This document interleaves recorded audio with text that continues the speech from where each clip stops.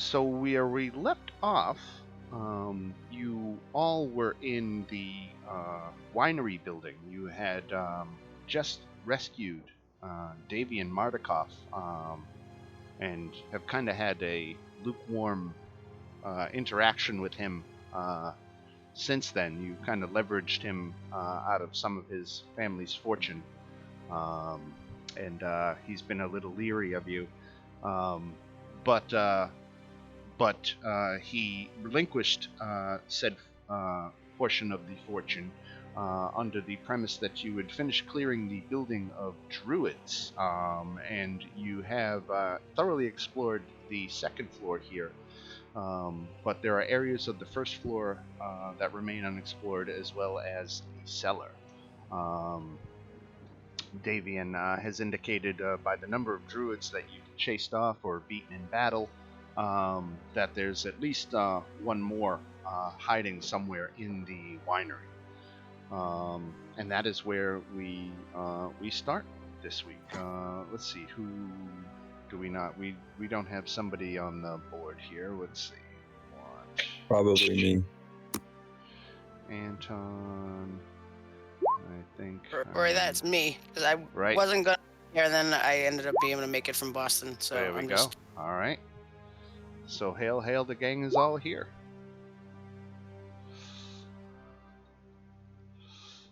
So the other guy quit, or what happened?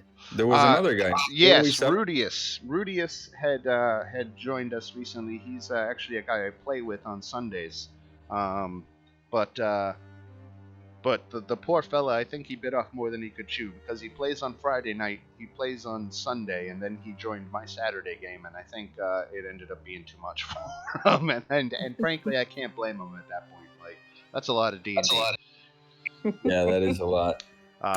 So he said, rather than, when it came time to renew, he said, you know what, I'm going to bow out. And I was like, I can respect that. So unfortunately, Rudius will not be joining us. Did he have any fancy items on him? Let's see. I still got his character sheet here. I think he ran off of D&D Beyond largely, so let's even take a look here, and let's just make sure he didn't have anything particularly sweet listed on his sheet. Equipment.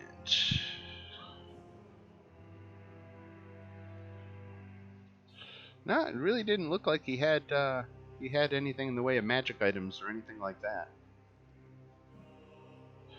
I don't think he was around long enough to really cash in on anything. The magic items are, as you know, are a little sparse in this campaign as it is anyway. Yeah. We'll just say he fell off the cellar of the winery, and that was it. Watch your step, folks. He moved to the monastery in Kresk.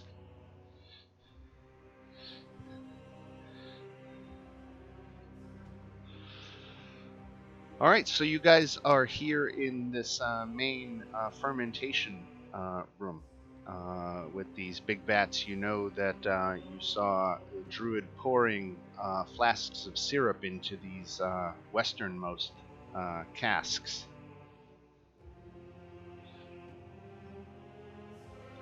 We have not had a long rest, right? Because I had no. It is okay, 7. Cool. It is like 7 p.m.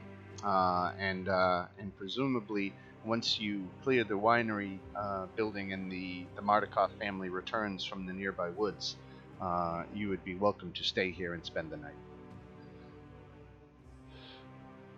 Okay, cool. Because I remember the max HP points that the vampire spawns took off, so I was just wondering. Right.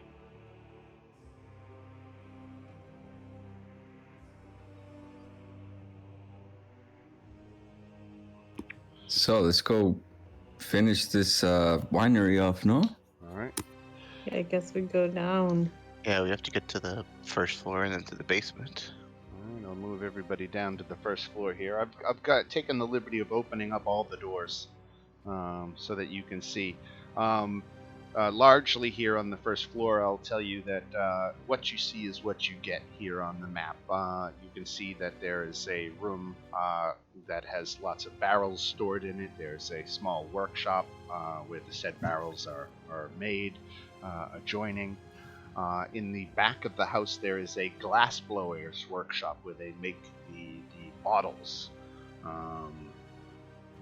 This is what you see on the first floor, and there are several methods to enter the cellar. But basically, in the corners here, you've got these stairs and ramp that you can take down to the cellar. And here in the glass blower's workshop, there's also a set of stairs going down.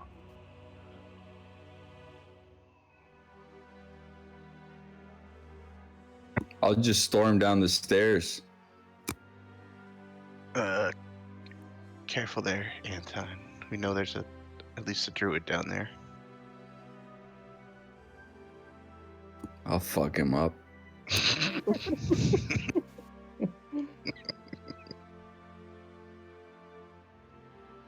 Did we explore everything on this floor?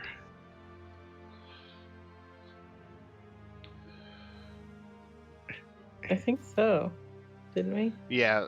Again, I could go through and read some of the descriptions for some of the rooms, but if memory serves me correctly, there's nothing in here other than flavor text. There's no tangible treasure items or threats or anything like that.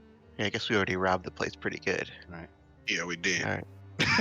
All right. All right, to the basement then. So Uhtred and Anton, you've come down this flight of stairs, and there's a closed door at the end. The cellar is noticeably cool.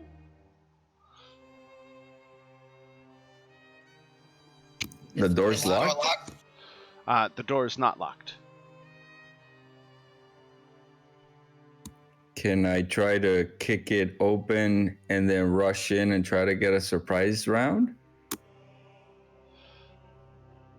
Does everybody else want to join Anton on these stairs from the glass blower's workshop? I don't know where we are. Oh, well, since I'm right behind him, I'll do it. Yeah, I will. Yeah, my roll20 is already messed up again. I'm gonna try a different. I'm gonna try a different browser. I think Firefox is screwed up with Roll20 for some reason. Yeah, I can't. I had the same problems last week. I can't see anything new. Okay, let's see. All right, I'm closing down a Roll20 for a second. All right, I'm going to open that door, Anton. So, wooden pillars and beams support the 10-foot-high ceiling of this ice-cold cellar, which is split in two by a 5-foot-thick brick wall. A thin mist covers the floor. Each half of the cellar features an 8-foot-tall wooden partition that doubles as a wine rack. The western rack stands empty, but the eastern one, the one you're in front of, is filled with wine bottles. Oh my god. We need to take all of them.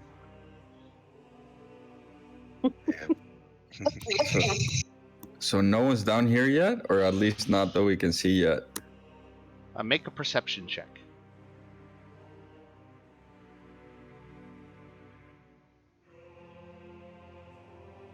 Okay, something moves behind the eastern wine rack, the one you're in front of. Through the holes, you glimpse a half-dozen humanoid figures, one with a rack full of antlers, and you hear a gravelly voice muttering the words of a spell. All right. If I can, I'm gonna what do you call it? Rage and charge. All right, let's roll initiative. Okay, let's see. Where are we? Oh, okay. Good. I can see things.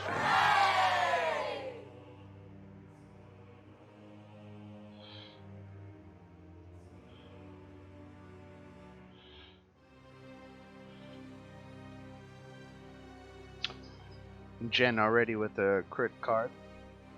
Great way to start. Oh, I guess Thank this you. new browser is not linked. Beyond is not linked yet to the Roll20.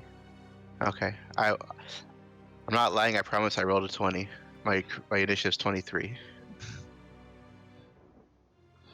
Yeah, it popped up in D&D Beyond for me when you did it. Yeah.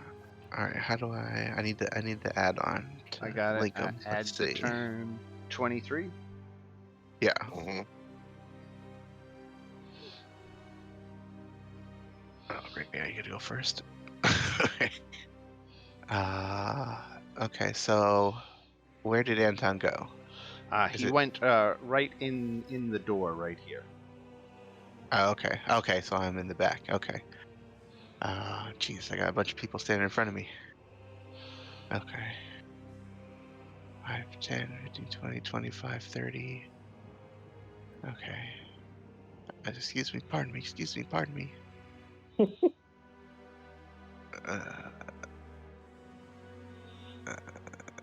I just have enough movement to get in past Anton. Okay. I don't see anything though. All right. Where did Anton say that noise was coming from? From behind the wine rack. Okay. So, let's Here, you know what? There's a dynamic lighting line there, but I think you can see enough through this thing that I'm going to go ahead and delete it. Now, you can't attack through it, but you can see effectively through it. Oh, good God. Okay. All right, I would have moved this way then. Okay. All right. And then, So, wait, let me ask. So, there's no way I could like charge them with rage as soon as I open the door, or is that? That's why we rolled initiative. They were waiting here to react. You were kind of waiting to ambush, so it all kind of washes out into everyone's initiative order. As it turns out, the druid is going on 6, and you're going on 8, so you are going to be able to act before the druid. Okay, cool. All right, I'm gonna keep moving. Do I see anything in? What is this room I walked into? This is another wine rack room, but this wine rack stands empty. Okay. All right. So I double moved, so that's my turn. Okay. All right, Uhtred. Okay. Let's see. So these are all the bad guys over here. Yep. All these guys. So I'm gonna charge. Is he behind something or is he? Yeah, in front, they are behind that wall standing thing? behind that rack, so you can't attack Okay. through it. You have to go around it. Okay. But I can shoot. Can I shoot him from where I am, or is he like? Is that rack taller than he is? The rack is providing him with a lot of cover, so he will have a plus 5 to his armor class for standing behind the full wine rack. All right. I'm gonna go over here. I'm gonna hit him with my battle axe with my green flame blade attached to it, so it can also go to this guy afterwards. All right. I'm gonna do two-handed battle axe. Okay, so there's a hit. Green flame blade is where?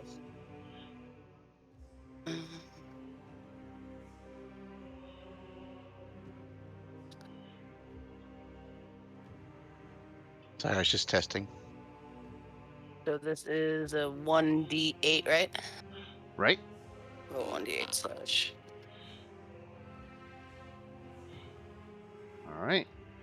So it's and I roll another one for the second guy. Right.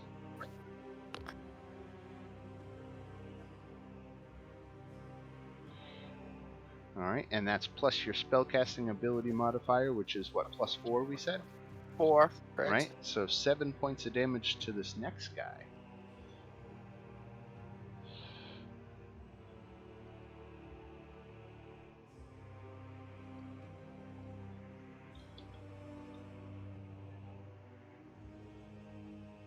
I'll have a sneak attack too.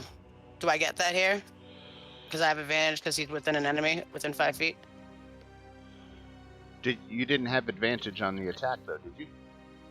I don't need advantage if he has an enemy that's within 5 feet of him. Other than there's you. no. Yeah, there's no other enemy within 5 feet of him. Enemy would be one of us in this case. Right. Oh, okay. No, I'm good then. Okay, so you triggered the massive damage reflex for the flame that barbecued this guy, and you, with one swing of the blade, kill 2 of them. You kill the one you hit, and then the green flame blade discharge kills his neighbor. So good job, Awesome. Elena.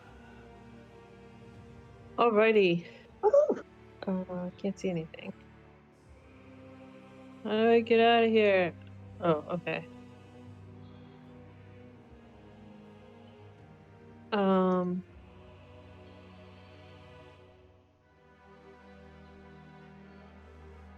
right.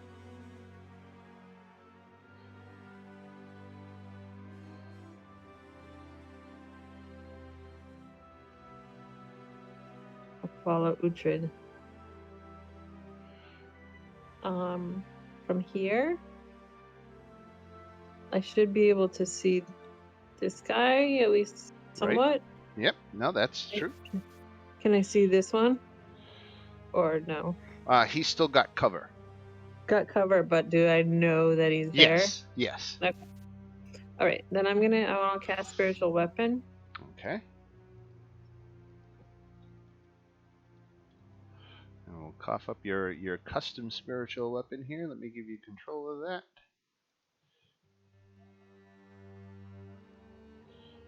There you go.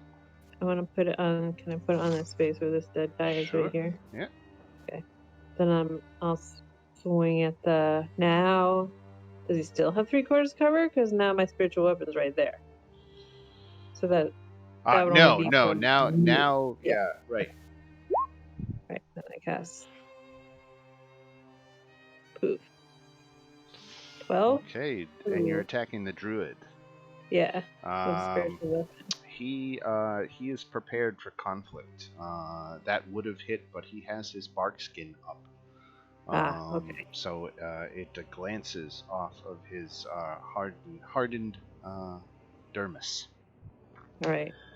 Well, that's a bonus action. So then with my action, firebolt this guy, the blight.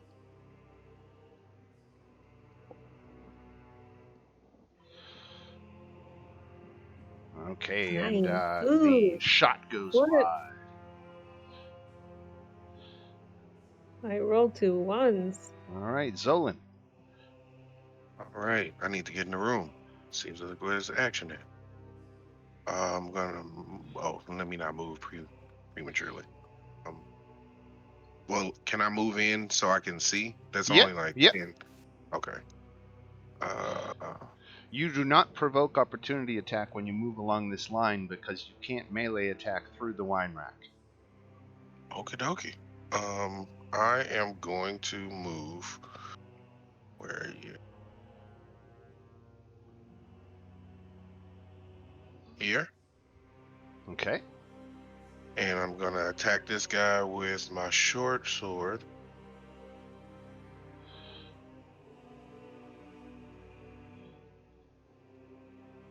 Okay, a hit for 5 points of damage. And I'm gonna use a bonus action unarmored strike. Boom. And that's a miss. And that's the end of my turn. All right, Gretel. Okay, so I can't see anything from where I am, so I'm going to try to scoot in.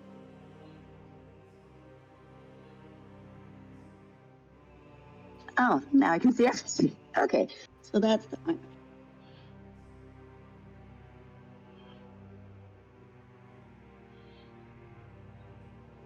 If I go next to Zolan, can I hit this guy Yes. with melee?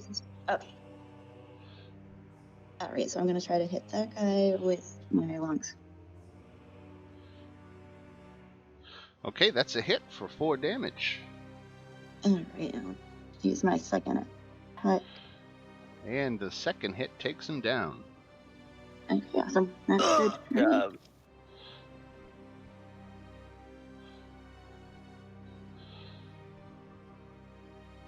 All right. Thanks. If that's it for Gretel, we go back to this guy here.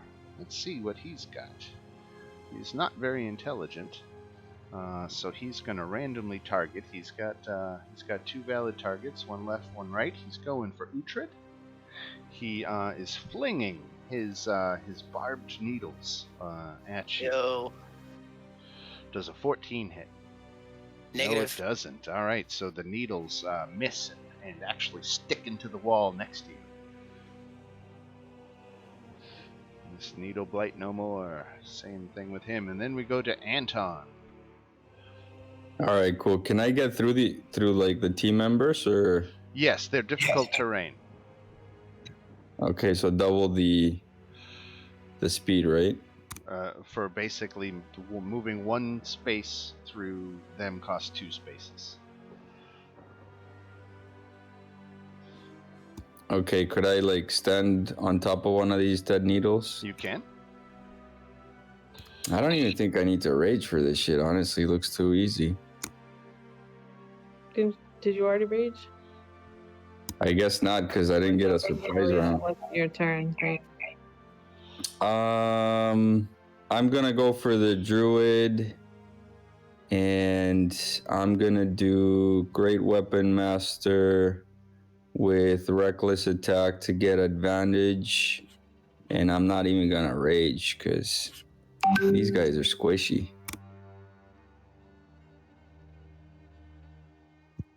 Okay, so 15 misses and 20 hits. So that's 22 damage, Ah, Yep. which I believe interrupts his spell casting. Sweet. Well, that's it for me. All right, 22 damage. Now that is a massive damage, so he's got to make his con save. He failed. 1.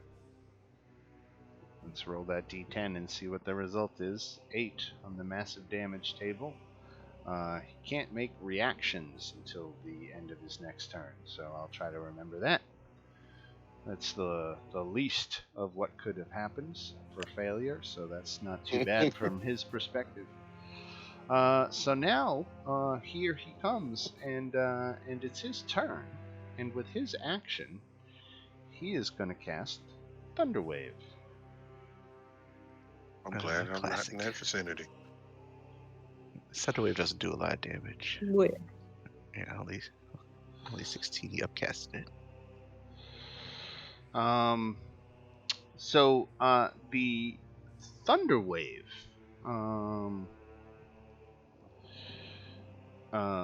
resounds throughout the cellar and shatters 30 of the wine bottles.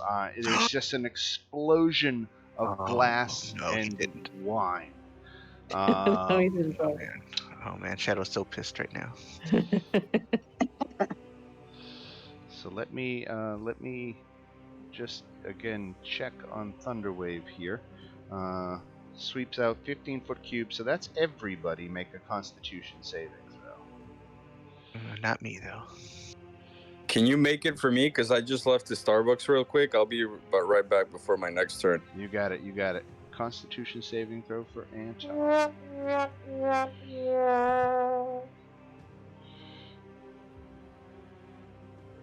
Oh yeah, Anton made it. Gretel gets a red card. Oh no. So on a failed save, take 16 thunder damage, and on a successful one, take half that, and the DC is 12. So Does that work? So what'd you say? 14 half? So Did you that get one? gives you an armor class bonus. Unfortunately, the thunderous force is not obstructed by the shield, and it just completely wraps around it. So that I wouldn't waste your reaction on that one. Okay. And How much mechanically, damage did you say? it's on a successful save, it's 8 damage. Okay. So let me Anton, do I'll go ahead and record that 8 damage for you. Constitution save. And I did not pass. So 16 damage. Hmm. All right. That's all right. And We're almost done. with that, we go to this Needle Blight, who is going to attack Zolan.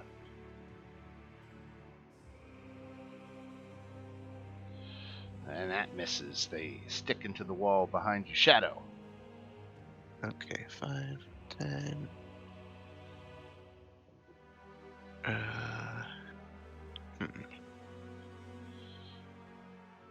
It's pretty crowded in here. Can range attacks go through this wine rack or no? They are +5 armor class. That's okay. I guess I'll try it. I'm gonna aim at the druid. Okay.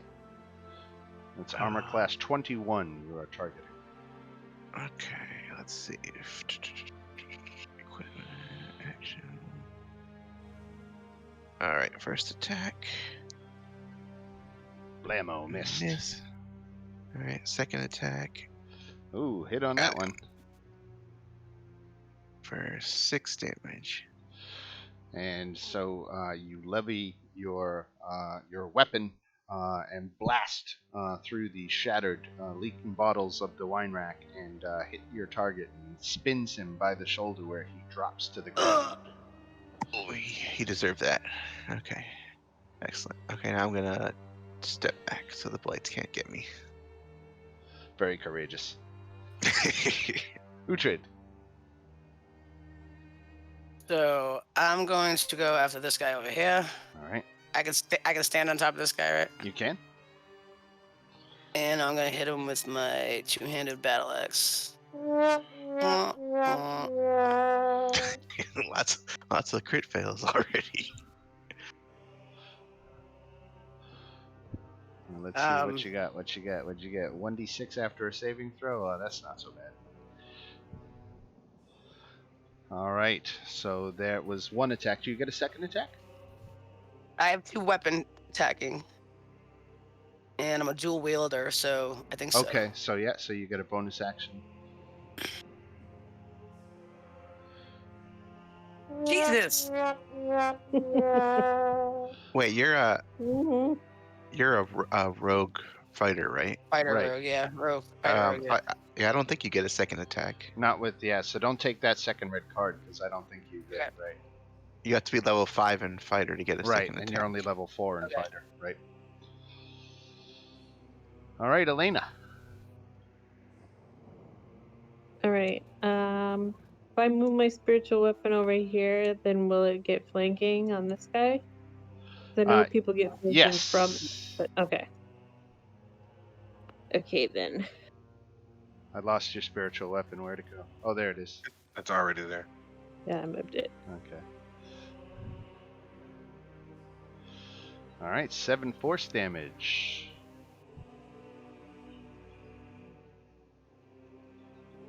It's my bonus action. So then my action, I'll try again to firebolt the same guy.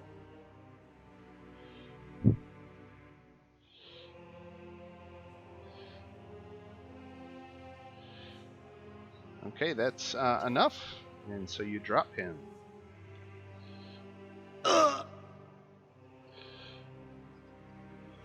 Zolan. Let's see. I am going to move here and attack this guy. Attack's going to be a short sword, which I missed, and an unarmored strike. All Check right. out him. Boom, you guys are triggering all sorts of massive damage.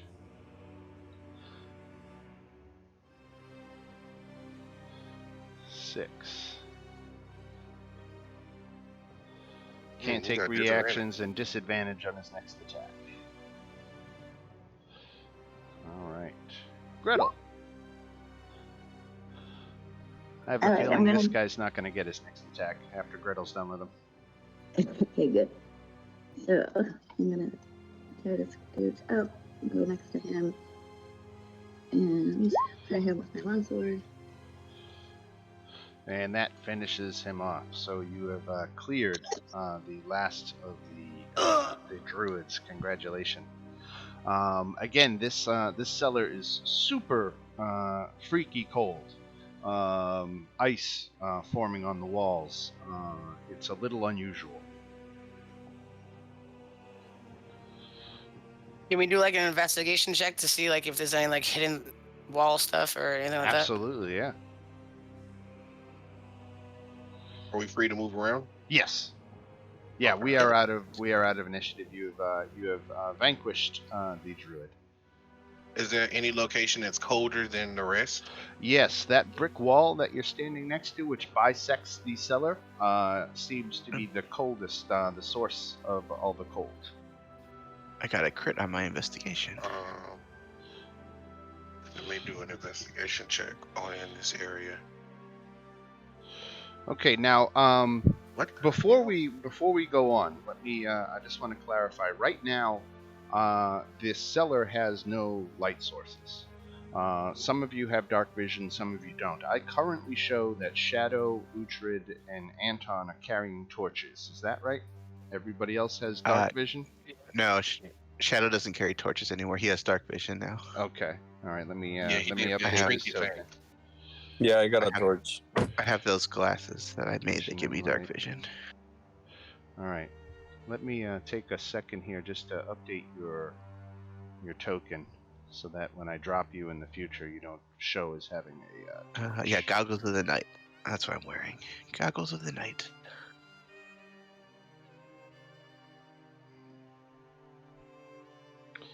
And that gives you night vision out to what? Probably 60 feet. 60 Let me feet? see. Yeah, 60 feet. Yep. Okay. All right. Your token should have dark vision now. And that should be updated. Okay, so Uhtred and Anton have torches. Everybody else is night vision. And what your excellent investigation check discovered was here at the end of the wall. You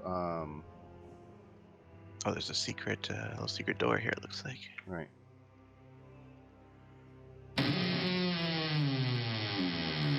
Does it look locked or? Ooh. It is not locked. Alright, I'm gonna check it for traps. No traps that you see.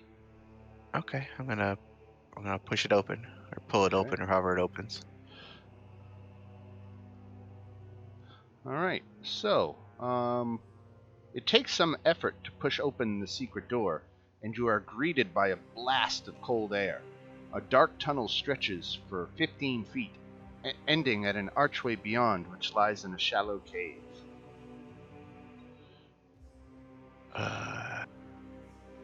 Going in? Is there a trap in front of me? Is that what I'm seeing? What is that?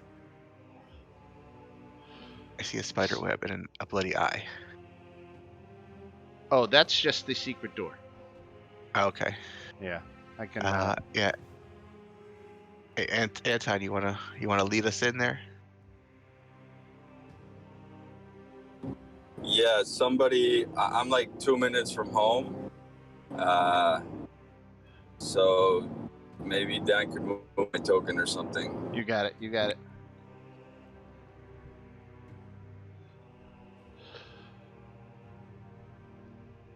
All right. Or Gretel. Gretel's very strong too. One of you can go in there. Yep, no problem. Yeah, Gretel, you want to lead the way, or you want Anton to lead the way? Yeah, I can go in there. All right. I'll follow right behind. Okay. So Gretel, once you step into that area, you can see this mold that is growing along the walls. And when you approach within 5 feet of it, which you have just done, I need you to make a Constitution saving throw. I'm feeling sick today. All right, let's see. Okay. So you made your save, so you're only taking half damage. Take 9 points of cold damage. Lord Jesus. Cold. Oh, You can see it's- this cave ahead is covered in this mold. Oh, it's that cold mold stuff. Oh yeah, let's get some of this.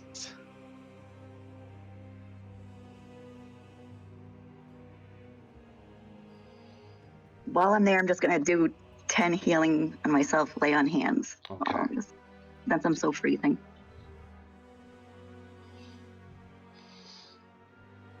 Can that be damaged? Like, can that mold be like burnt off or something? You would have to experiment with it. You know, standing next to it deals you damage. Mm.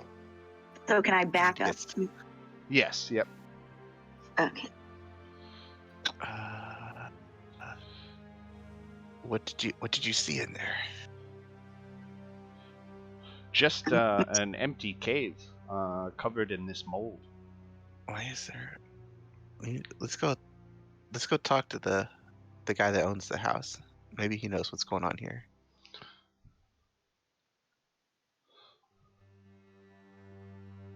Did we make it all the way in, or is we stopped because of the mold?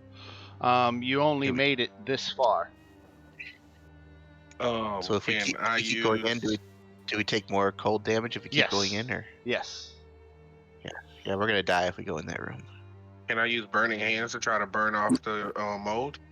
You sure can. I think yeah. I think Anton is resistant to cold or something because he's like a giant.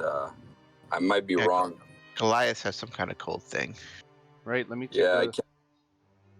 I can't read it right now, but I'm parking the car, so I'll let you guys know in a couple minutes. Okay. 15, so that'll burn that one off. So if I stand where Ultra is, I should be able to hit all of them. So I'm gonna cast Burning Hand right here. All right. Yeah, he has resistance to cold damage, not immunity, resistance. Okay, I need to know where everybody else is standing while you do this, because right now they're in your Yeah, line. that was- They're in your line of fire right now. So technically, I guess we. Yeah. Oh wanna no, move- I'm standing on Uhtred. I mean not Uhtred, I'm standing on Gretel? Gretel. Okay, so we'll move Gretel behind you. Yes, Yeah, sir. Gretel and Shadow saw him Uhtred. doing that. Shadow ran away. All right. So you cast Burning Hands, and To reach about right here. right. The mold reacts very strongly to the presence of fire, so much so that it instantly expands outward in the direction of the fire, covering a 10-foot square area in a flash of a second. And the mold explodes outward to you. So Zolan and Gretel, go ahead and make Constitution saving throws again. Jesus. I knew that was going to happen. Shadow Oh, didn't, but Gretel. I knew that was going to happen. All right, so another 9 points of damage because you made your saves, but now the mold covers all the way up to where Zolan is. So Zolan, you need and Gretel, you need to back off of where you are.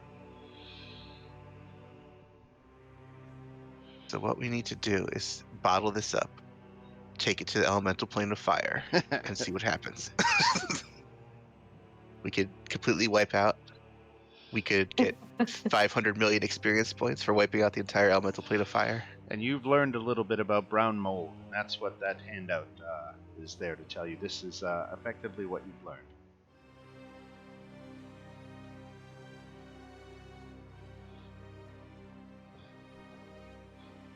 Yeah, it's one of those D&D things that if you take this to elemental plane of fire, it'll like wipe out the entire plane. Right. It just expands and expands. Yeah, I'm gonna. Does this keep going down, or is this the stairs No, back? this is all roads lead up from here. Okay. Oh, let I me wanna- give you XP for this fight too. So that was 5 needle blights and a druid. So before we forget about that, the needle blights were 50 each, so there's 250, and I think the druid is 450. Yep. So there's 700 divided amongst 6 of you. Also, too, I have a cantrip called Chill Touch. Can I try that? Since fire, it reacted bad to fire, I want to see how it reacts to cold. Yeah, I was about it- to try, Cold Ray. instantly destroys it. Yeah, I was about to try Ray of Frost. Yep. Yeah, the cold has the opposite effect. It instantly destroys a patch It of felt mold. like that would have been redundant, though. Why would cold kill cold? Oh. It's a fungus. Okay. There's a fungus among us. Well, So look, that's 125 XP for that fight. 120. So we know now that cold kills it, correct? Right. Okay. Who has a well, cold cantrip? Just keep I killing have- it. I have Chill Touch and I have Chromatic Orb. Yeah, I have Ray of those are not Frost. cantrips. Why As a doesn't cantrip. everyone make an insight check? We should check with the guy first to see why this is here before we just destroy it all. Insight. Oh. It would seem. Uhtred is not very insightful. Neither is Anton. It would seem that at the very least that the family is taking advantage of the fact that they have the cold storage room. Yes, this is keeping the wine cold and nice. Destroying the source of the cold might not be appreciated by the family. They might be. They could have taken steps to put the brown mold there on purpose, for all we know. Yes, I'm gonna go back. I'm gonna go to the second floor and talk to the owner guy before we completely screw his entire business.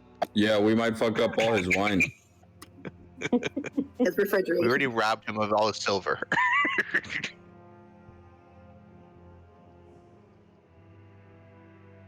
All right, so I go back up to the second floor.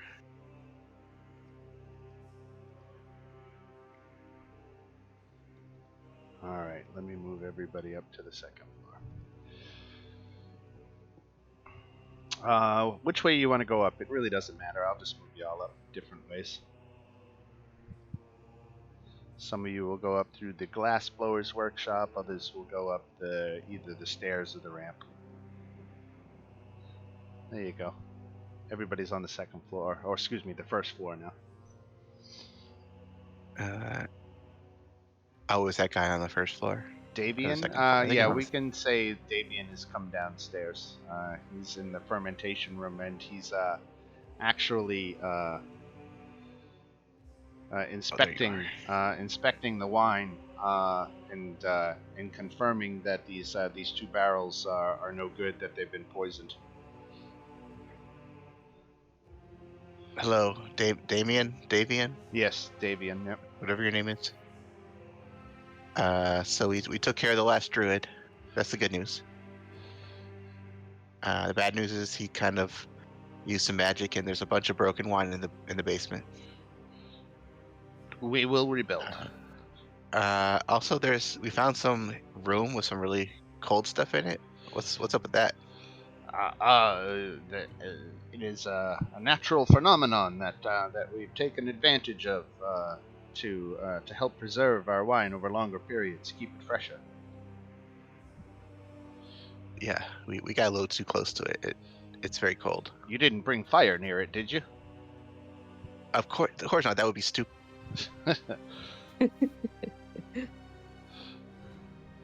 No, it's still there. I assure you. We were just wondering. I We think definitely it's bring fire time. to it. It's time my family came out of the wilderness and back into the safety of the house. Thank you for clearing it. I'm appreciative of that much, at least.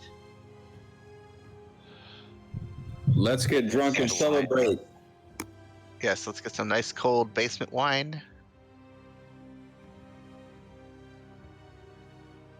Shadow has like 10 bottles of wine that he took. No one noticed.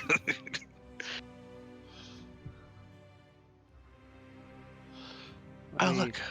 I'm back. We're back in the forest. We'll clear the battlefield here of all of our friends. You said we're gonna Oh. sleep here, right? Right. I'm gonna drag everybody down here a little closer to the house. Okay.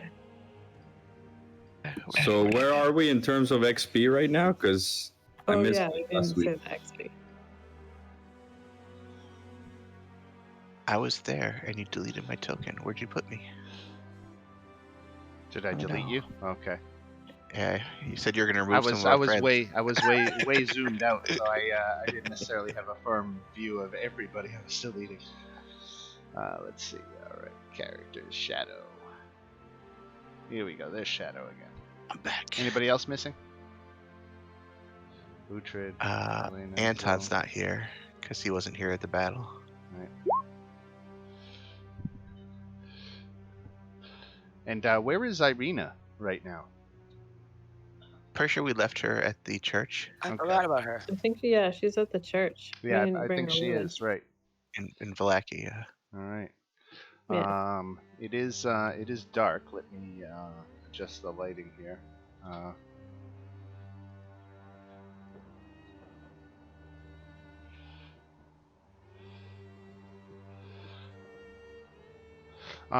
So the family comes back down across the vineyard to the winery building, and everyone is very happy to see Davian is alive. Adrian and his sister Stefania are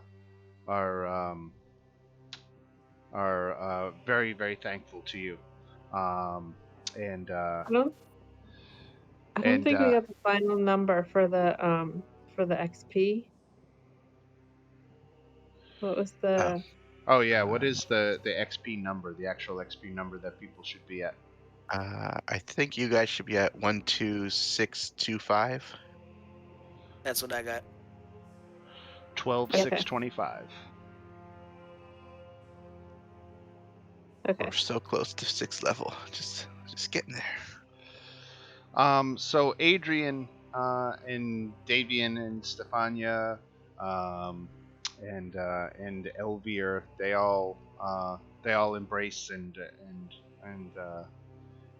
you know, Adrian and Elvir took a little damage in the fight against the Blights, so the family is wounded, but they're very happy to be back together. You see Adrian and Davian having a muffled conversation. Obviously, they're trying to keep something from being overheard, and Davian looks very. He looks like he gets very angry and starts shaking his head. No, absolutely not.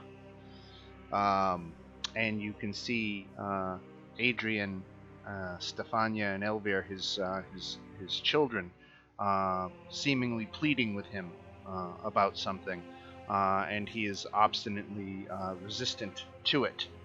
And that is finally Davian turns away in anger as Adrian steps forward to your group, and he explains that they owe you a debt, but he has to admit that that he's known about the group before today. In fact, they're part of a society called the Society of the Feather that works to counter some of the evils and hardships in this land. And we work in secret for fear of being targeted by the forces of darkness. But we have been tracking your group's progress through our land for several days. And he says, he explains that you might not have seen us. And with that, he kind of pulls up his sleeve, and you see his arm slowly begin to sprout black feathers and become more wing-like as he begins a shape change into a were-raven form. What? No, it was totally obvious, guys. Right. Yeah. He doesn't let the change fully take him. He does it enough to demonstrate the fact that he can change, and then he reverts back to his human form. And he says, "You have earned the thanks and trust of the Society of the Feather, and if you are ever in trouble throughout the land, just look for a friendly raven, and help might just be that far away." How do you do that? Can you teach me that? He says, "Unfortunately, it's not something that can be taught. Can I join? It's something. I have feathers. Something in Can I join in our family bloodline. Certainly, you are a friend of the society, and if you end up making your home here, we could involve you in our activities more directly." So what about this Baba La Baba or Baba Ganoush? Baba La Saga. Yes. I like Baba Ganoush better. Right. So Baba La Saga has been a thorn in their side for years, but she's recently become more bold and been animating scarecrows that have come to attack and harass the winery. It was several weeks ago that Baba La Saga's scarecrows, just through dumb luck, really managed to find one of the 2 winery gems and be off with it. And the what now? Oh, the winery gems. We haven't gotten into that yet. Well, that's the other big ask that the Society of the Feather has for you. You see, the winery here only is able to grow its wine, the grapes needed for the wine, because of a number of magic gems that they planted in the soil. Originally, there were 3 of these winery gems, but about 10 years ago, one of them up and vanished, and they never really got any leads on where it went.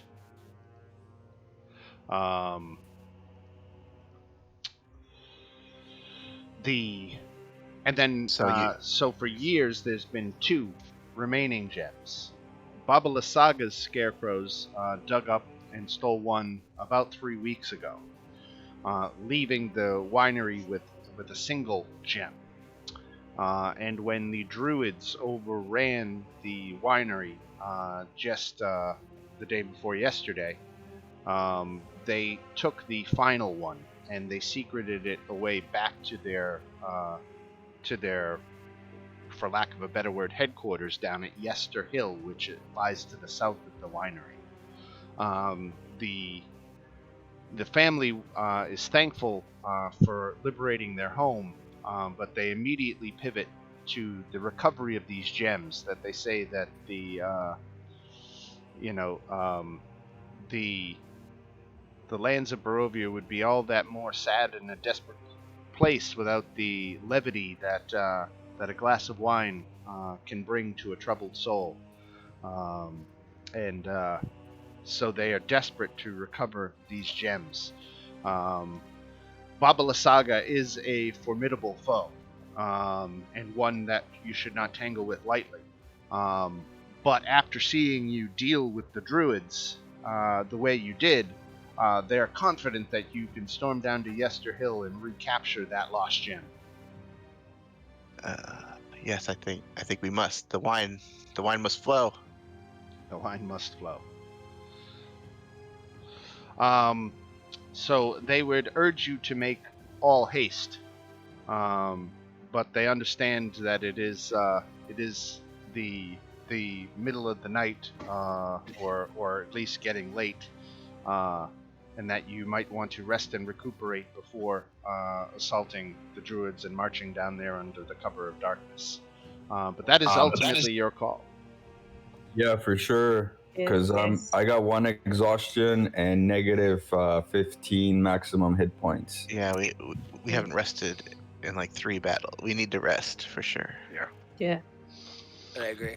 All right. So the question is, at this point, do you want to rest until the sun comes up, or do you just want to rest 8 hours and then get going before the sun comes up? We can be early birds, I guess. Yeah, how far away is this druid place? Let's drop back to the map here. It's more dangerous to travel at night, right? It is. But you're also that- getting pretty formidable. Well, yeah. Yeah, we're unstoppable. Pretty awesome. I think all the level stuff in Erasmus is making the rest of this campaign way too easy. All the leveling that Don't you say did that. you did in the early adventures, you mean? Yeah. Erasmus, right? Right. Well, you are right a level appropriate. I mean, being level 5 at this is where Curse of Strahd would want you to be. Oh, Your character's just overpowered. yeah. Anthony's a beast. Yeah, Here, barbarians are very overpowered at this level range. I'm going to give you a It peek. evens out eventually. I'm going to give you a peek underneath the hood. This is from the official Curse of Strahd.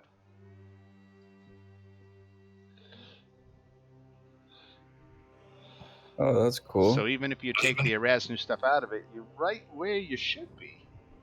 Oh yeah, Wizard of Wines, level 5. Yeah. And that gives you a rough idea of.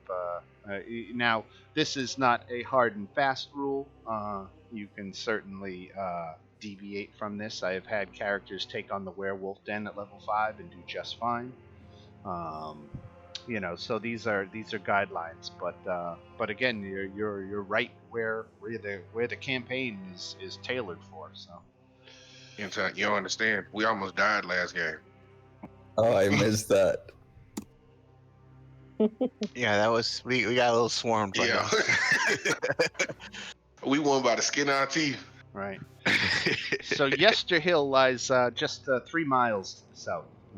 Probably just an hour or walk or so. Yeah, let's set out early morning then. All right. So we will get to the. All right. Let's advance the clock 8 hours and see where we are. Okay. So it's 5 in the morning. It is an hour before the sun comes up when you get going. So you are traveling under the cover of darkness.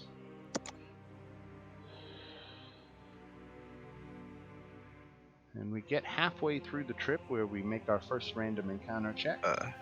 Shadow's feeling a little sick from all the wine he drank. All right. All right. So you have an uneventful hour-long trip. The sun is just making, or I shouldn't say the sun, but the light of day is beginning to make its presence felt through the muted, constantly overcast sky. And you arrive at Yester Hill. Let me position my notes.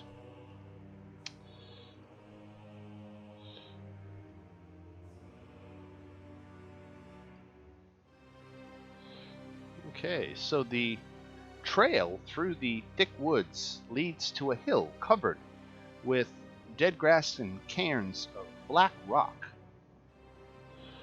Dark, ominous clouds gather high above, and a single bolt of lightning strikes the hilltop.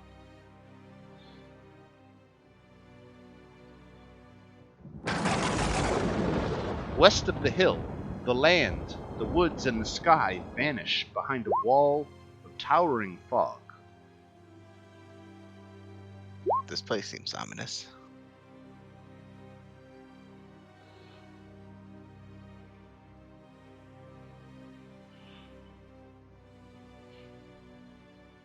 Oh yeah, there's a hill for sure. Let me get to Yester Hill. There we are. There's Yester Hill. There's Yester Hill. Let's review the dynamic lighting situation on Yester Hill. Everything's off. Good. No fog of war. Good. All right. I am going to just take a second to get your tokens set up on Yester Hill, and we will get you transferred.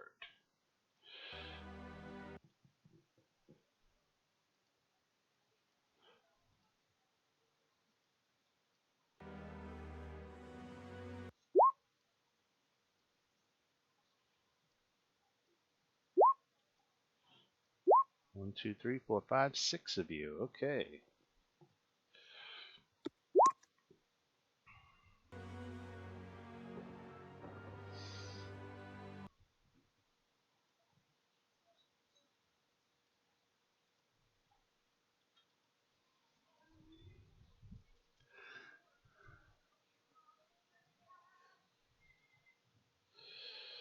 Let me know if that rain effect is taxing any of your systems and messing things up. I will delete it, but I thought it was a nice color element to try to add here.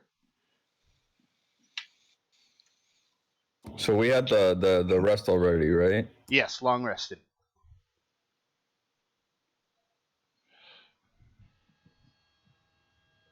Oh,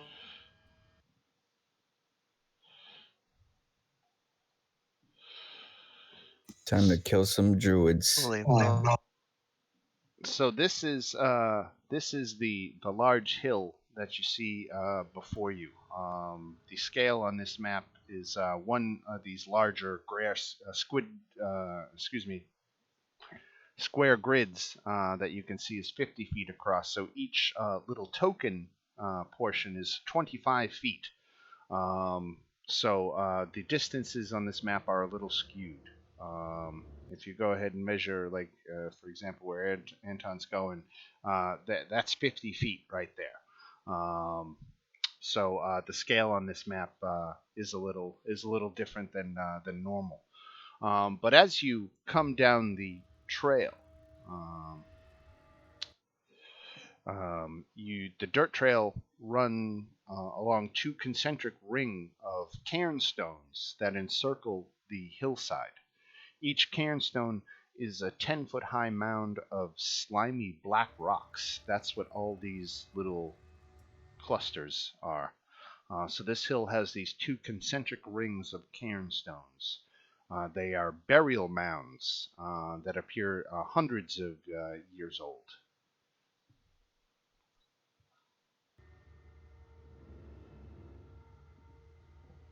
So there's no like encrusted jewels in these old stones or anything like that, huh? You would have to go up and inspect, but from a distance, they appear just to be rocks. Can we see those? I'm so far away. Oh, my bad. Can we see those the like enemies at the bottom, or are they uphill so we can't see them yet? They're kind of on the other side of the hill, so from where you are, you can't quite see them yet. And they're very far away. Right. Yeah, they're like 900 feet away.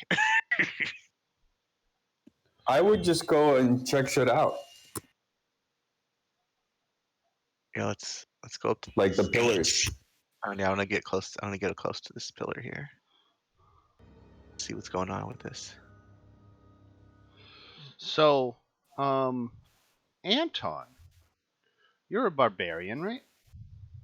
Yes, sir.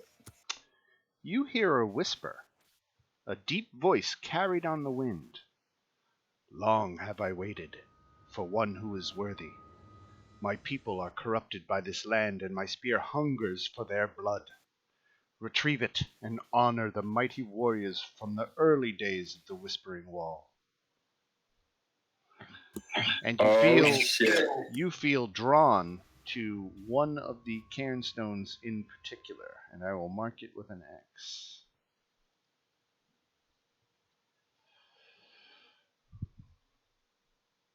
I will tell the group and follow the voice.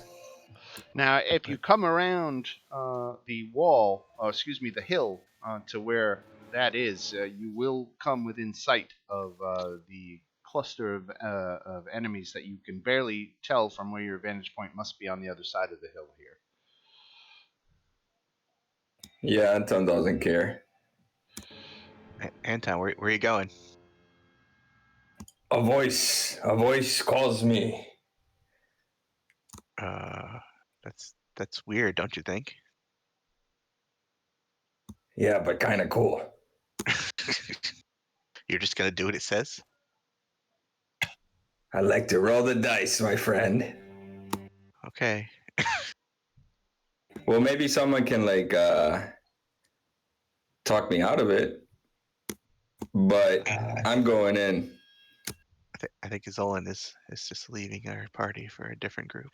he's moving a mile away from us. Oh, right. Is Anton the only one that heard the voice? Yes. Okay, never mind then. Let me go back where I was. Zolan's just like, I'm leaving. Screw you Hello? guys. Maybe we should at least go quietly. Yeah, mystery voices Maybe. usually don't always mean good things. I feel like we should go around the hill to see if there's anything around it before we actually go up it. Yeah, that's a good idea to go around. Okay. We can stealth check if you guys want. Would they be able to? They have the high ground. Would they be able to see us as we traverse around the hill? If you We got don't even know that they're there. the second half of this hill here, I think anywhere they would be able to see you. Would that require us to do a stealth check if we stay within the forest? Yeah, I think if you stayed on the outer perimeter in the forest, you'd even have advantage on the stealth check. Okay. And we don't know that they're there yet, so we don't even know that there's enemies over there yet. Well, there's been enough activity that you can kind of tell that maybe you don't have the level of detail to see that. Oh yeah, there's 7 of them, and but you can tell that there's some kind of activity going on the far side of the hill. Okay. You can tell that much. Let's hang to the trees. Take the trees around. Let me do a stealth check. Yeah, I'll be out in front. Stealth is my thing.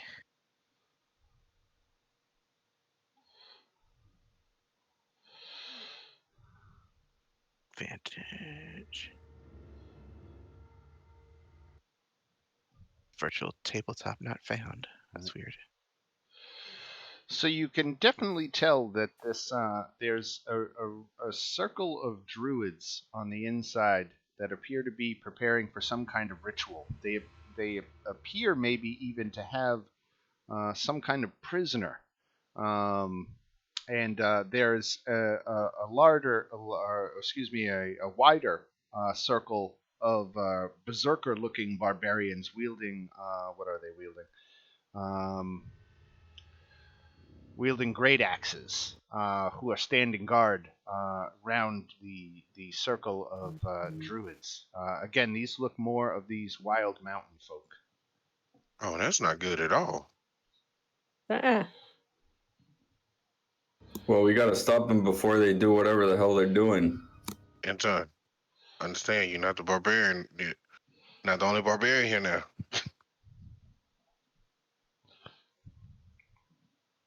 Atop the hill is a wide ring of black boulders and smaller rocks that collectively form a makeshift wall enclosing a field of dead grass. Lightning strikes the edge of the ring from time to time, illuminating a ghastly 50-foot tall statue made of tightly woven twigs and packed with black earth. The statue resembles a towering cloaked man with fangs. Cloak man with fangs. And I'm the one saying this because it looks like I'm the only one that's far. No, I think this is something that you all can see enough at a distance. This is right on the top of the hill. Yeah, I'm going with you. I'm refreshing my roll 20 because my beyond is not working.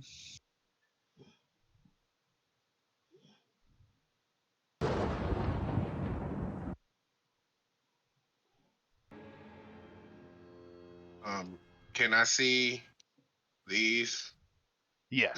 druids right here? Yeah, those are the berserkers, right? Okay.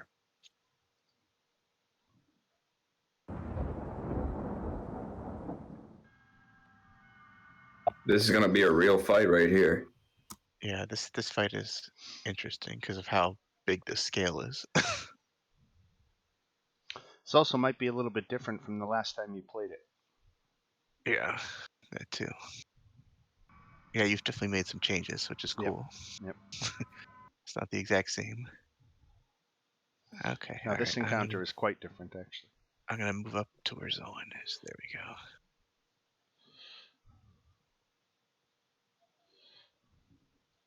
go. And okay, I'm super stealthy.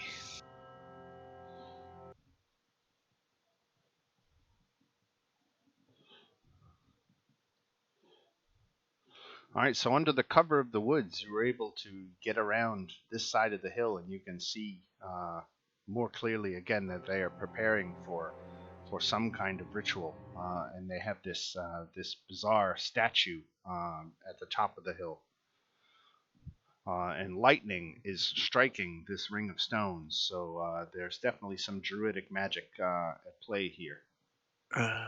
These are stones? I was talking about this area here. Oh, Yeah. okay. I have a bad feeling about this. I think we should try to stop him ASAP. Yeah, we should try to interrupt this ritual if we can. But how? Can someone throw like firebolts or something? I don't know what could break their concentration. The range is ridiculous right now. Yeah. Nothing's gonna have 800-foot range. Not a single thing. We need to get a lot closer. And they're gonna see us though when we start getting closer. I say we charge, man. Fuck it. Okay, where's the point where we can charge at? Where's the least distance? We're 500 feet. 450. 425. Okay, it looks like if we get all the way down to the south, that's our This best bet area for right here. charging. Okay. Yeah, let's do that. Now, We're gonna gather if you want to make a stealth check to approach within this second ring of stones, I will give you on a fairly easy stealth check. You'll be able to get halfway up the hill without being noticed. For the group or individual? This will be a group check. Everybody's got to beat DC 10, but half of you have to do it. Okay, I'm up there for sure. All right, so there's one fail. There's two fails. This is normal? A DC 10, right? Normal. Yeah, I get an advantage on stealth check. Oh, I got a crit. Yeah. All right, so at least half of you made it, so you're able to get up that much closer. So you can approach anywhere you want along this ring of stones. Okay. You basically use these stones as your cover as you approached up, and you kind of managed to stay behind them. So. All right, Anton, you should get over here where you're closest to the berserker. Where the... I think like over in this area. It seems to be close. Okay, cool. Okay. Yeah, before we charge, I would definitely Frenzy Rage. Or You can't. I wouldn't rage right away because if you don't attack her or to take damage, it's gonna take a few rounds to get up there. It's pretty far. even from here? Yeah, it's 125 feet. That'll take you even dashing. That'll take you at least 2 turns to get up there. Yeah, you might be right. Yeah, this scale on this map is crazy. It's huge distances. What's the range on a javelin? Probably not much, huh? 60 feet. Yeah, we're gonna have to get way closer to do anything. Right. Okay. You know what I'm going to do, just to make it more practical. I'm going to go ahead and change the scale here a little bit. I'm going to change it so that each token is now 5 feet. I was about to say, and rather than doing that, seeing as how it takes so many turns to get there, I was like, Anton, you can go around and check out. Okay, this now we're over a lot here. closer. Now we're within combat range. Right. Yeah, it just makes You it guys- more practical to run combat this way. If you guys want me to start it, I can drop a fireball right in the middle of it. I think that's a perfect way to start. That should really interrupt their ritual. They'll never see that coming.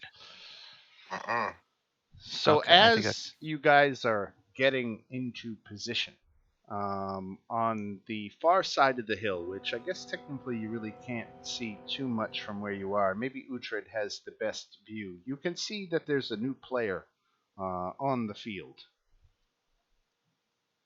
Whoops. Let me get the right thing here.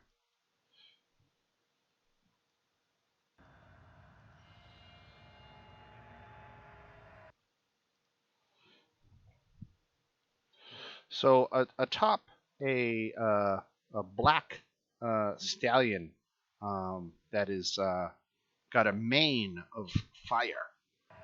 There is a tall, gaunt figure that has strode up to the base of the hill and stopped. And so he is sitting there.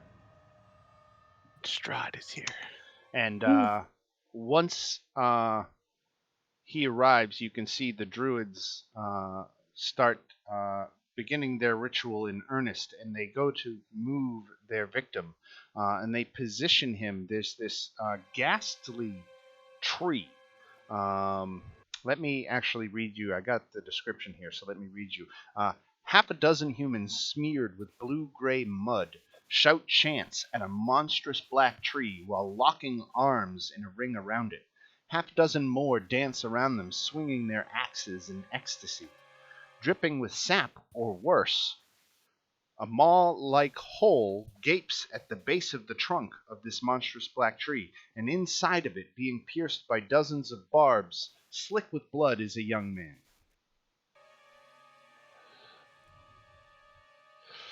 So, I believe we're all in initiative. Can we Wait, where's know? the young man? Is there any way of us knowing what type Right of in the middle. what type of ritual this is? This is a unique ritual. Oh, okay. Should I try not to hit the young man? Did you say to roll initiative? Yep. I thought I was gonna just drop a fireball on him before we did anything else. You guys can all have a surprise round. Okay. Yep. Oh. Just don't get in my fireball area. Oh, I rolled a crit fail on my initiative. Beautiful. Okay. I rolled a nat 20 on my initiative. What? Watch, Alright, I'm rolling all these 20s, but now well, as soon as we start the fight, there's gonna be number of fails.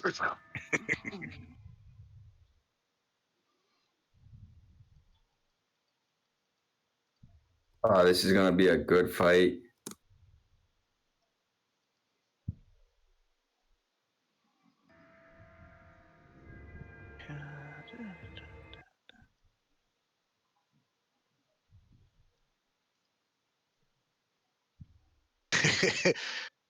My red card is the next person you interact with takes an irrational disliking to you. I like that red card. I got minus 1d8 for a saving throw.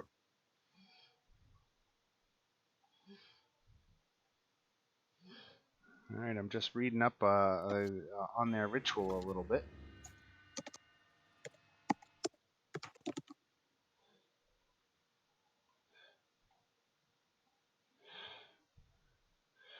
All right. All right, has everybody rolled initiative? I still have to hold on.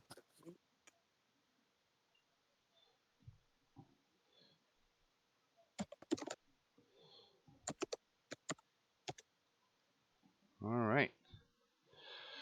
So Zolan, you get to act first in all of this. Yeah. I don't know about anybody else's. My music is all screwy on this page. Yeah, mine is like coming and going. Right, it like plays for 2 seconds and stops for 5. I don't even hear any music. Yeah. I'm going to move. Well, I got distance, so I can actually just throw something. I'm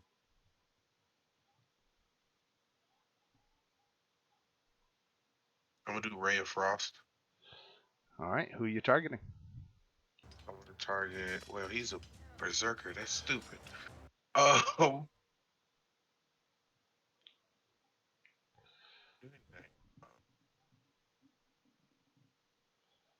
That's only 15 feet. I'm gonna have to go in. Damn it. Okay. All right, I'm going in. Damn, Zolan. So I'm moving here.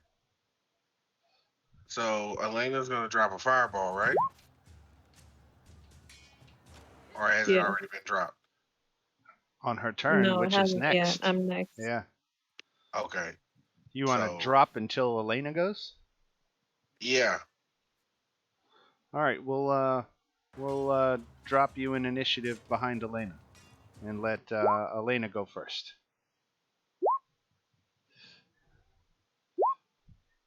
All right. Do we care about this young man in the middle? Yeah, because I you'll got definitely hit the sacrificial victim. Yeah, if I go right in the middle of everything, I'm Here, let gonna me hit him. drop a token for him. Because he's Well, it depends. Does he look like a druid, or is he there willingly, or is he there like by force? No, he definitely does not look like one of the druids. So I guess we try to avoid hitting him. Where is he? I'm dropping him now. I just had to find the Okay. token.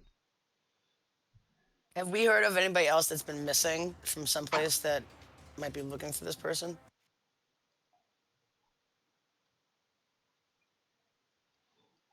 There we go. So there he is, right in the middle, in the maw of the tree.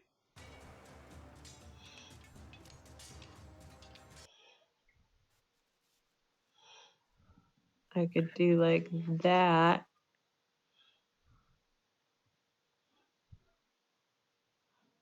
You could. Can I get, if I trying to squish this last other druid in? What, this guy right here? This guy? You And have this to guy, cover half but not his this token. guy? You have to cover half his token. So it's really a fine-tuned job. Yeah. Don't cover. Yeah. So there, you're covering half the druids, but you're not covering half the victims. So you're still good there. Okay, I will put it right there. I think Alright. is where I can get the most. All right, I'm gonna shuffle it to the back of the order just so I can play with the tokens here. Okay. Okay. All right. So let's see. There's a big fireball that is being dropped. Let me take a moment here and dispense with the mystery. I know I'm letting the cat out of the bag a little bit. But you're targeting even more creatures than you realized. just as I thought. Because hiding in the brush were all of these blights.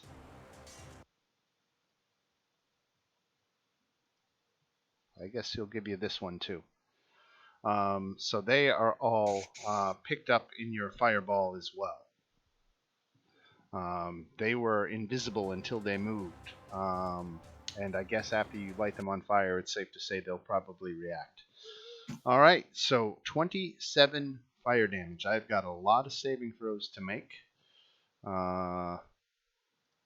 Let's see here. Let me just take a moment to try to clean up some of the nameplates and just help with my visibility here.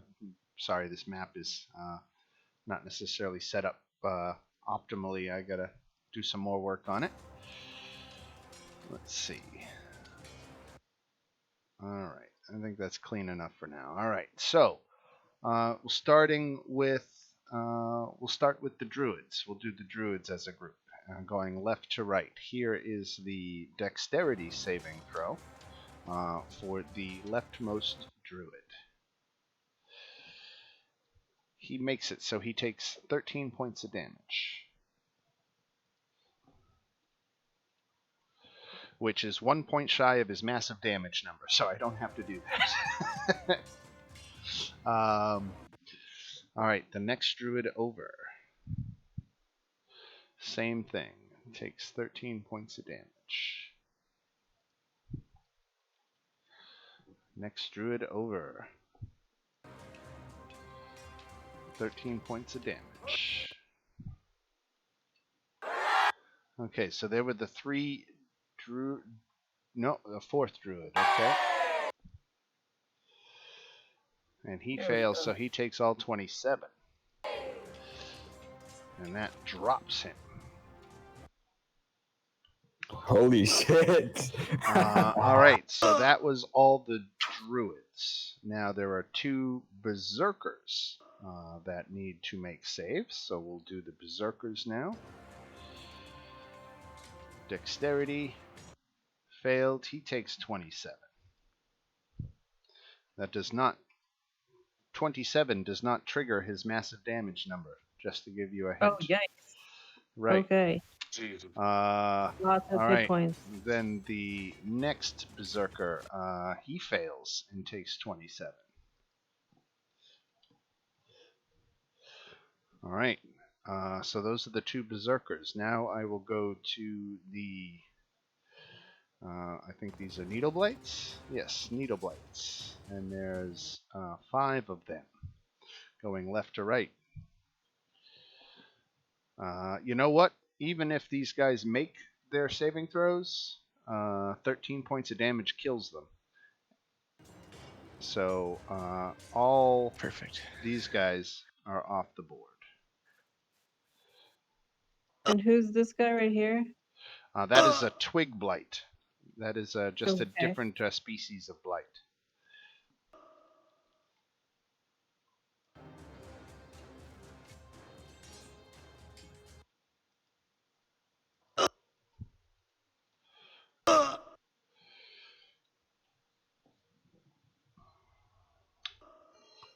All right, and this blight is even weaker than the other one, so a successful save would kill him anyway. So that is everybody.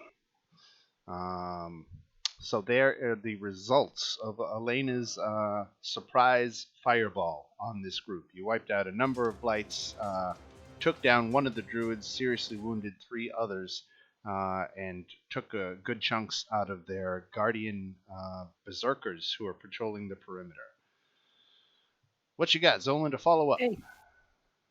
All right, so I'm going to come up. Now that I know that's done, and let me make sure I did that right.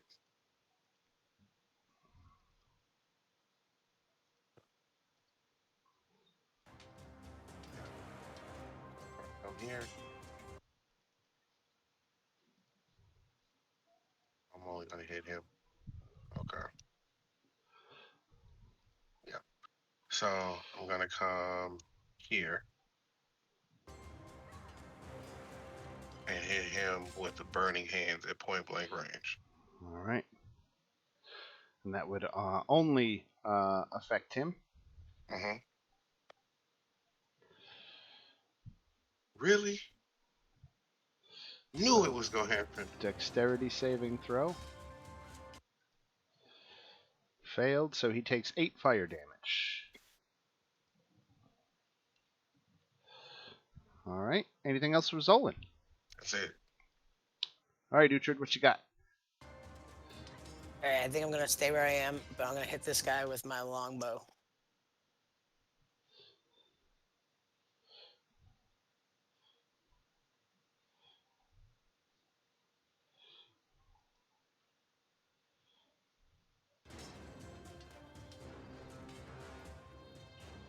It's 15 hit. 15 on one of the berserkers Yeah, it's does gonna hit. 6 points of damage. Okay. Anything else for Uhtred? Do I get my sneak attack? I don't think he had any adjacent enemies or anything to him, or adjacent allies. So. All right, never mind then. All right. So this guy here. Let's see. He definitely has the movement to run up and get Zolan in flanking. Is this a surprise round or was it just Oh, that first? thank you. You're right. These guys don't get any actions.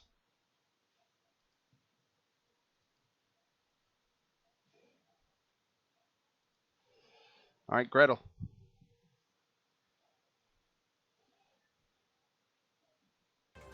Sorry about that. All right, let me grab it.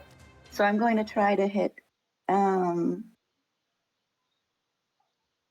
think the one that Zolan's attacking with my.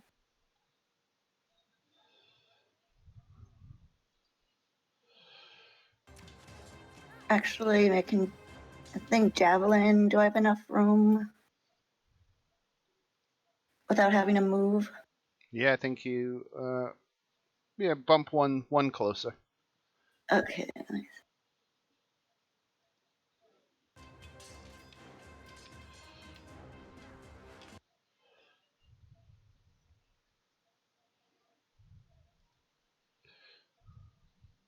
All right, and attacking that guy, you hit him for 7 points of damage. And I'll try again, seem. All right, and that one misses. The second one sails wide. Okay, and I'll just stay put. All right, Anton. All right, let's do this. I'm going to Frenzied Rage as a bonus action. And then I'm going to run up here.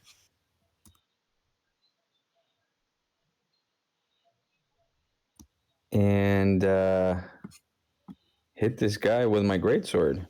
All right. You know what? I'm just going to go all in, reckless attack, great weapon master, all that good stuff. All right. Armor class 13. So there's a big hit for 24 damage.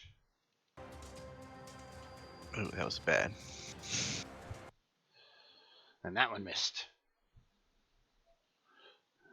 And that's it for this turn. Next turn, I get 3 attacks because I used the bonus action of Frenzy Rage. All right, Shadow. All right. I'm going to. Let's see. How far away are these guys? That's no. Okay, I'm going to target the bottom druid. Let's see here. Yep, first shot. Oh, yeah, there you go. Okay, for 12 damage. And second shot. Oh, even better. Was that a crit? It was. Excellent. And that So same second shot for 10 target? damage. Yeah. All right. Another one bites the another- dust. I'm racking up these blue cards. Right. Draw. That reminds me, I got to start playing my reds. All right, now the surprise round is over, and finally our wild men, the Druids of Yesterhill, and their barbarian guardians get to act here. So we got a berserker who's going to. Should Zolan go back to the beginning? Um, Because oh, I I think see didn't what he you're just saying. hold? Right, because he technically Yeah. acts at the start of the round, right? Monk. Oh, okay. So he's no longer shot. I am going to. What if I use my action? I can't use it. Okay.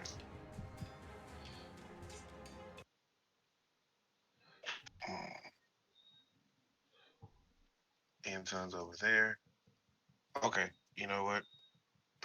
I'm going to move right here. And I'm going to hit him with my short sword. Whoa.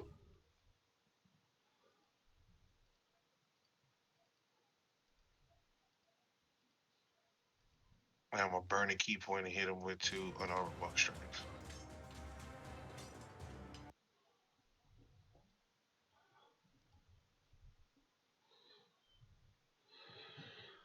Okay, so both of those hit for a total of 12 damage.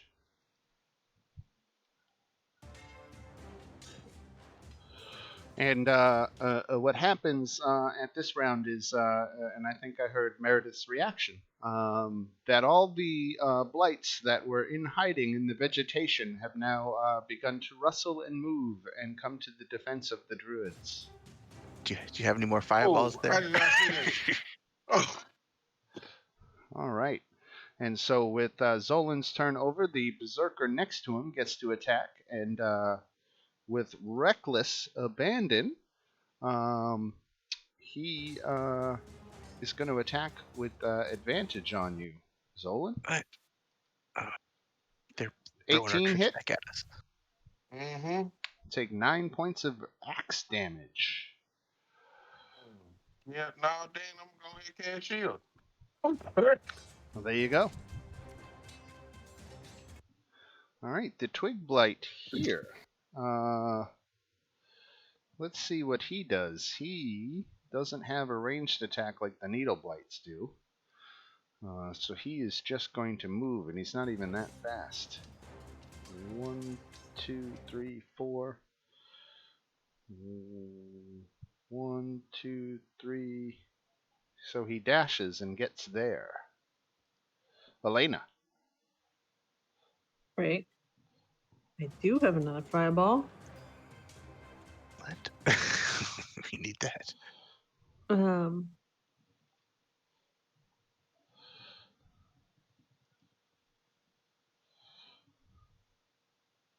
I'm gonna do the same thing. Okay, I think if I think I can get Right? that there too. All right. This again, And a whole bunch of saving throws to make. I think all those all those blights don't even have to worry if they're safe. I think they're all dead. So kind of like that. I All just right. don't want to get that person that the ritual's being performed on. All right. Yeah, I think you're just on the edge of it there, so you're okay. I don't know that you quite got half of this guy, though. That's I don't know if I can live. can Right. without because I can move it. What that? And then now you don't have half of this guy. Okay, so it's one or the other. Right. I'll get the one that's closer, just because he's closer. So I'll leave this guy out of it. Gotcha. All right. And that right there. All right. So the difference of 15 and 30. So I'll start with our druids here in the center. There's 2 of them being targeted. Dexterity saving throw, DC 15. So our leftmost druid makes it, takes 15 points of damage. The other guy makes it, takes 15 points of damage.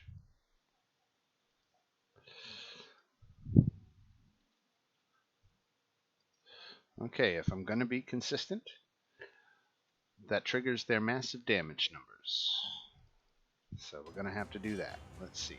Constitution saving throw. Failed. And the other guy failed. 2d10. A 4 and a 5. Let's look up that massive damage. Because I don't remember what 4 and 5 do off the top of my head.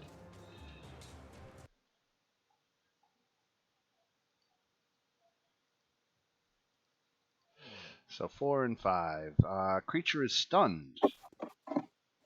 Oh, that's good. So there is stunned until the end of his next turn. Stunned. Alright, a stunned creature is also incapacitated, so we'll mark that too. Alright. Alright, so that was just the Druids. Alright, now coming back to the Fireball. Let us next target Divine Blights. Here comes their Dex saving throws. There are 3 of them. So, left top fails, left bottom fails, and the next one fails. All 3 fail, so all 3 take 30 points of damage. Yep. They have 26. A saving throw would have saved their life. But none of them made it. Okay, now, to the easy ones, our Twig Blight friends. Even if they make their saves, they're taking 15 points of damage. They each have 4. Yeah, they're all gone.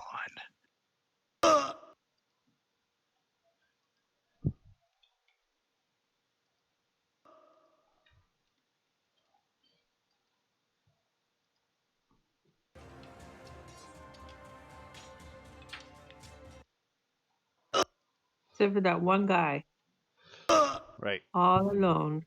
Alright, so there, and now I'm going to do the Berserkers. The Berserkers, dexterity, left guy failed, right guy made it. So, 30 and 15. Minus 30 for this dude. Minus 15 for this dude. Does 30 trigger massive damage? It doesn't, What? right? Alright, Oh my Uhtred. goodness. Okay, I'll just yell out, okay, no more fireballs, guys. All right, let's go long rest. Come back and finish. How far away am I? So I'm gonna run up.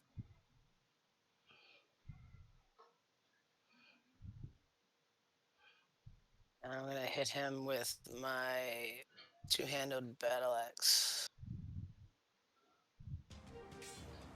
Crit, nice. Phew. Alright, 14 points of damage. And a blue card. Right? I gotta remember all these damn red cards. I keep looking down here every 5 minutes and going, holy shit, it looks like a Christmas tree down there. That would be red and green, but it's, it's close enough. Halfway there. Alright, Uhtred gets his attack. Then we go to the Berserker here. He's gonna go... Oh, you should have had... oh no, you didn't. Now you would have advantage on his attack because he went reckless. So Uhtred, take 4 points of damage. Okay. Anton, he doesn't have to go reckless to attack you with advantage because you already did. Yep. So here comes an advantage attack on you. 18 hit.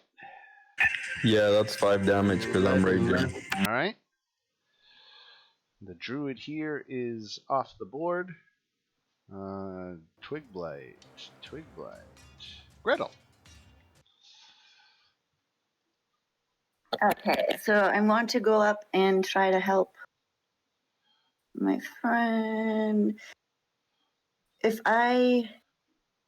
Who is this guy right here? Why does he have red on him again?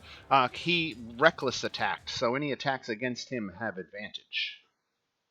Okay, so I really wouldn't need to. So, all right, so Zolan already has advantage then against him. Right. All right, so I'll come here and try this guy then. All right. Let me grab my longsword. Okay, you smite him All right, off the board. then I'll come over here and try for this guy too. All right. Yeah, you get advantage on that. Whoops. I'll just try it one more time just in case. Yeah, Yay. there you go. You see a hit. But you actually did more damage when you didn't crit. Great. So we'll give you the 12 damage. Thanks. All right, I'm just grabbing my card. All right, and I think I gotta just move over a little. So no, I'll stay where I am right now. All right. All right, thanks. All right. We got a bunch of guys who never got their turn. This guy's getting his turn, though. Let's see. Oh, what is he going to do? He's got all sorts of targets near him. I guess the closest one, and he has advantage against Anton, so he'll go with a needle attack against Anton at advantage. 15 hit? Nope. No, okay. Anton. All right. Let's finish this dude off. Anton's gonna somersault and try to show off his great sword attack, and go all in again with reckless.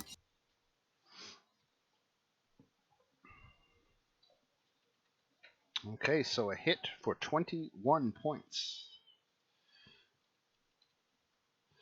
All right, Anton. You got a second attack on that?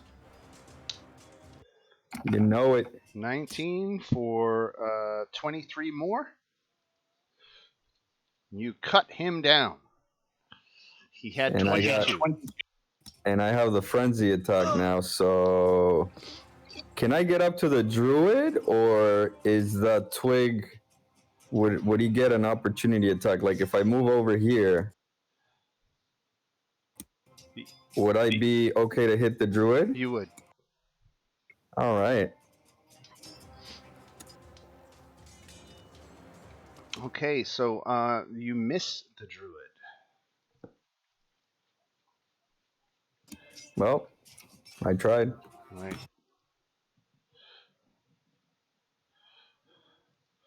All right. A bunch of creatures who are coming off the board. This berserker back here. He's got 6 squares of movement. 1, 2, 3, 4, 5, 6.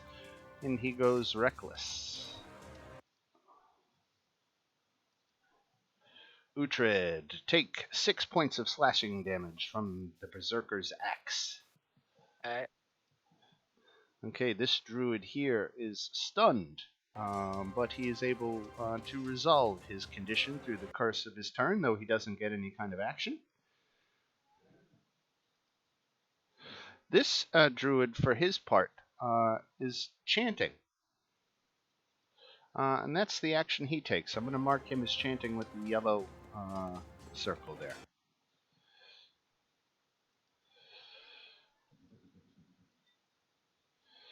This druid resolves his stun condition, but does not act. And this druid here...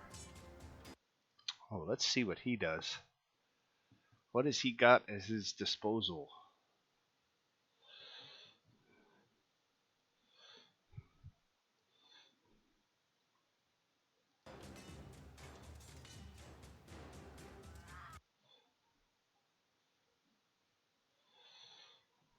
So where are my enemies here. I got Anton right in my face. Or he's got Anton right in his face. Let me move this. All right. So I guess he will bonus action Shillelagh and just try to whack Anton because he gets advantage on the attack.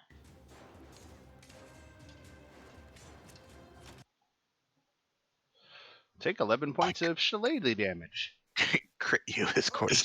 What the hell is shillelagh damage? Do I get to reduce that by half? I think you do, yes.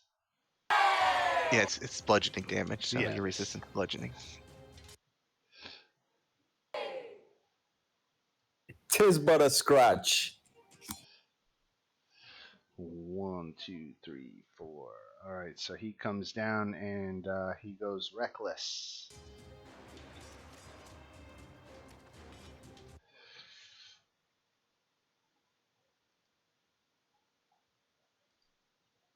$11 doesn't cut the mustard though. This druid is unconscious. Shadow. Oh goodness, there's so many people I could attack with advantage, but I want to stop that chanting druid. 5, 10, 15.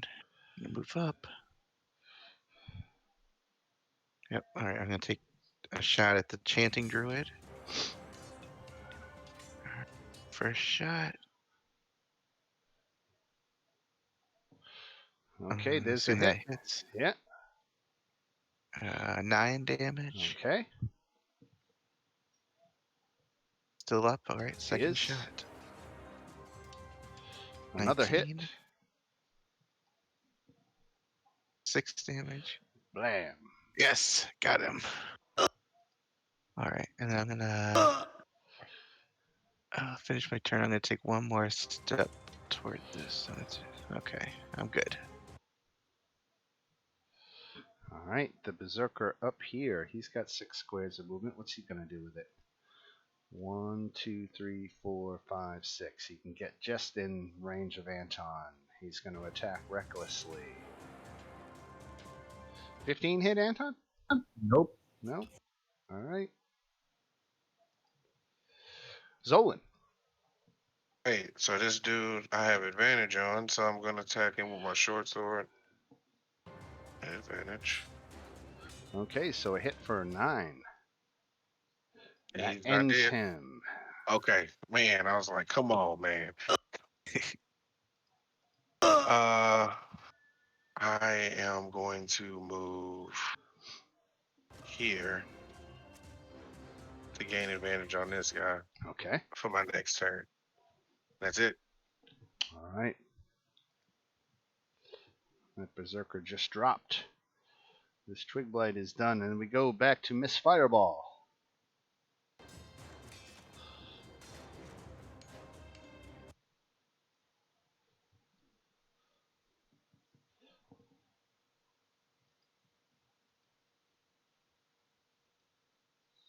You're muted, Elena, if you're trying to talk. Oops. Okay. Okay. I'm gonna move up.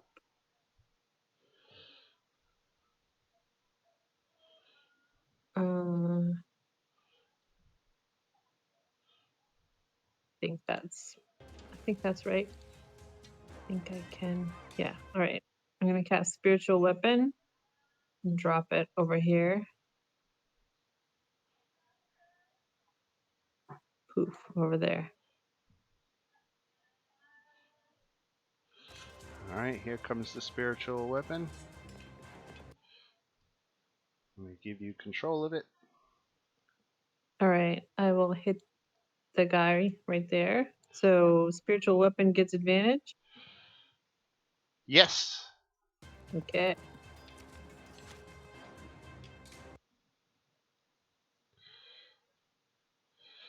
So a crit? Yes, a crit Yeah. for 10 points of damage.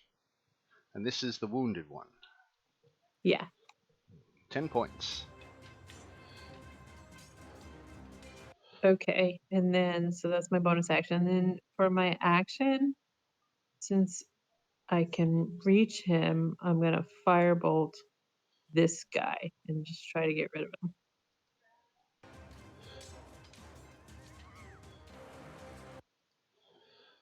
Sorry, there are 3 twig blights late to the party. I missed them over here.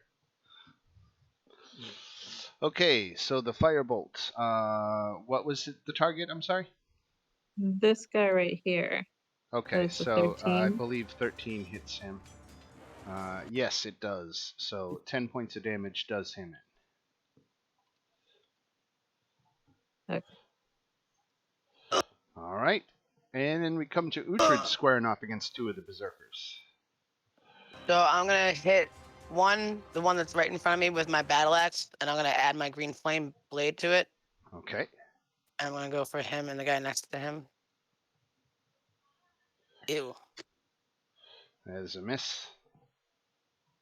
Wah, wah.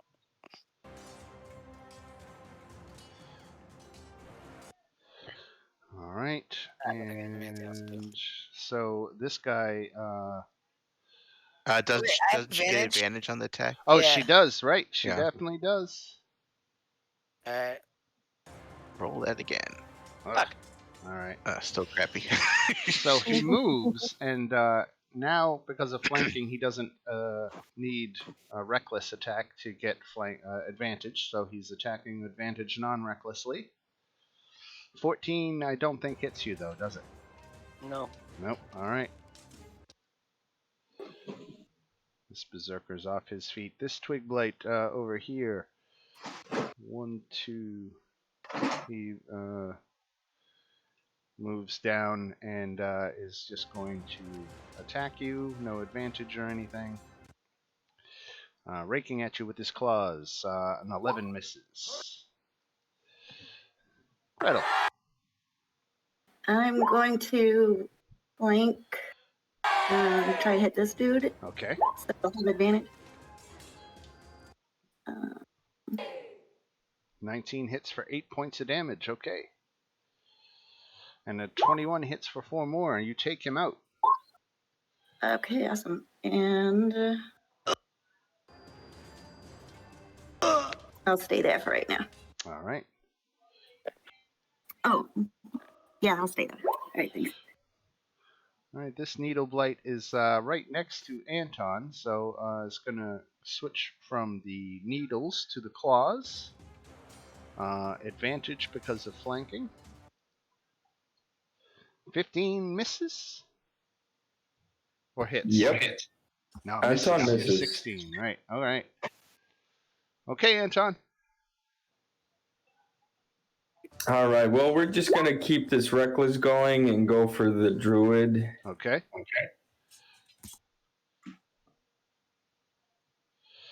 12 misses. And again.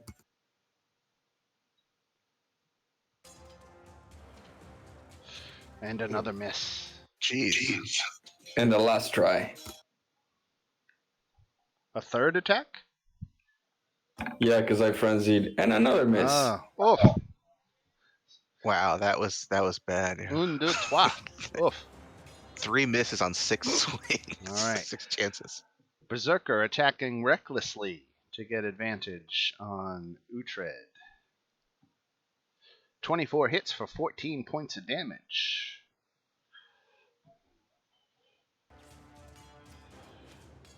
This druid back here, Chance. Okay. This twig blight. 1, 2, 3, 4 gets into a flanking around Uhtred.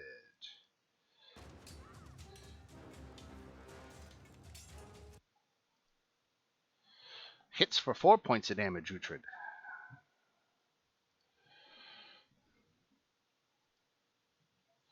All right, this druid here.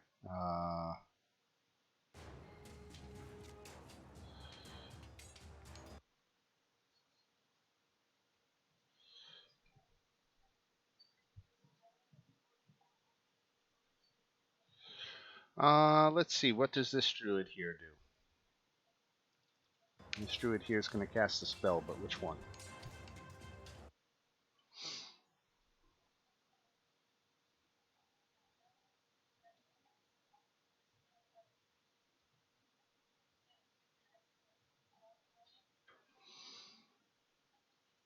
Oh, that one's no good.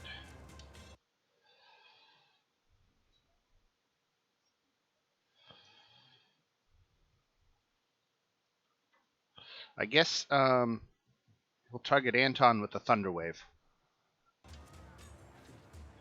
And it's going to position it in such a way that Anton is the only one being targeted. So Anton, make a Constitution save. This is your specialty. I think you're +7 to Constitution. Yeah, so you made that easily. So take 8 points of thunder damage. Damn. And this druid is going to whack at you with his shillelagh at advantage. So take 16 more. Wait, so 9, 60, so 8. Is that 2 consecutive shillelagh crits? I think it might be. Okay. How much did I get hit? I had to let the One. dog out. Powerful druid. You got hit for 4 and 14, 18 total damage. Okay, thank you.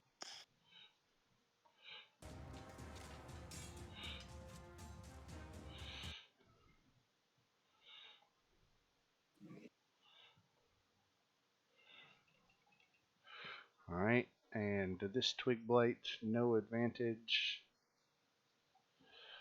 13 doesn't hit you, does it, Uhtred? I don't think so. No. No, you're 15, right? Okay. Mm-hmm. This berserker here, reckless at Anton.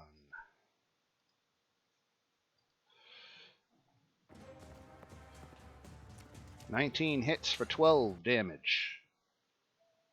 Yep. All right. That's half, right? Yeah.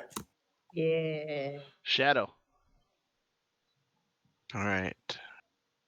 I'm going to target the chanting one. Let's see. I'm in range. Good.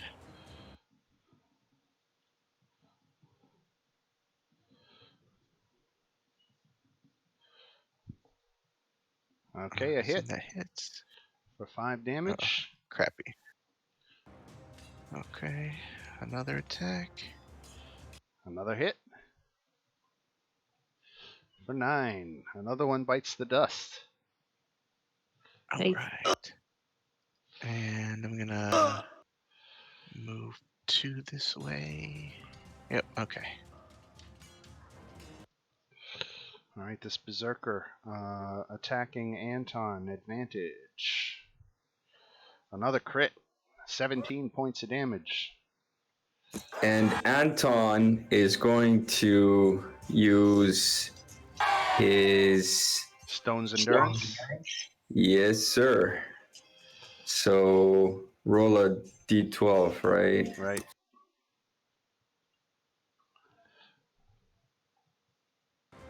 Then plus Constitution modifier. That's 3. So 11 that I shrug off. All right. So that's enough to not take any damage because of the halved. That's correct. All right, and we come back round to Zolan. All right. So Zone's gonna attack this blight in front of him. Hit him with a short sword at advantage. And what in the world?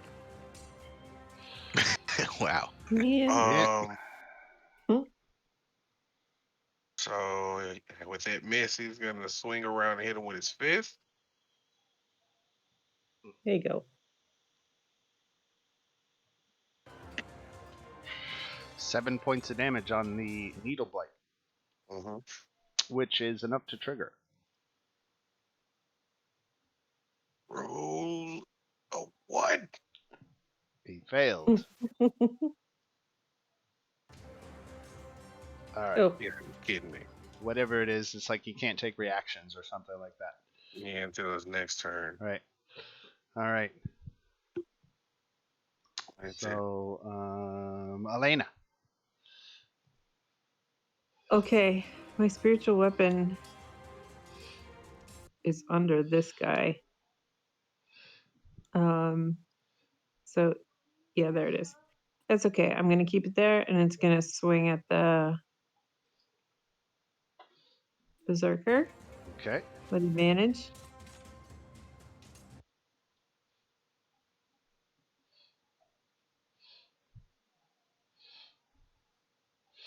All right, 12 force damage.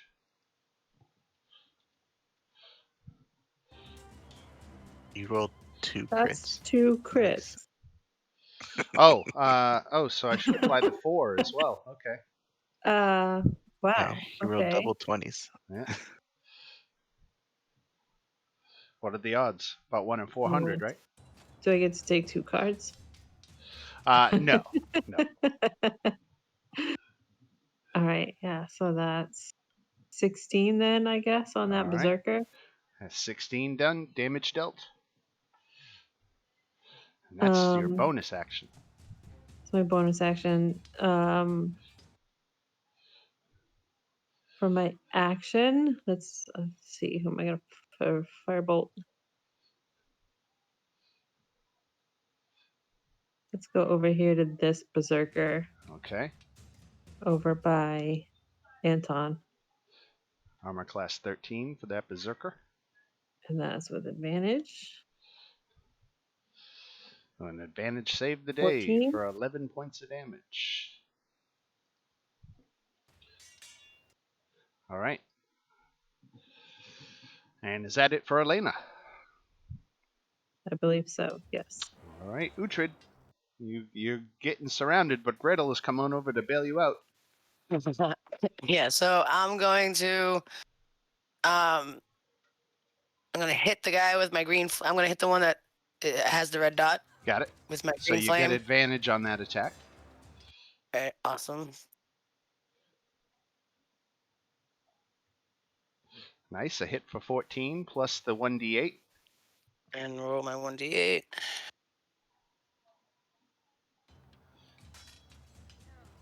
All right, so 17 altogether to him. And now you do 1d8 plus 4 to one of the nearby guys. Which one would you like to pick? I don't know which other guys, like one of these guys, I guess. Okay. You do enough Any of damage them. to wipe him out, too. There we go.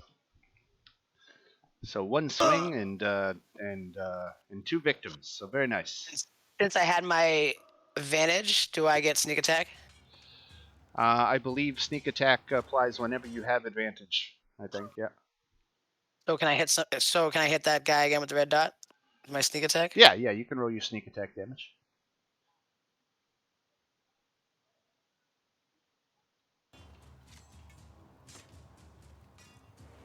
All right, 5 more damage.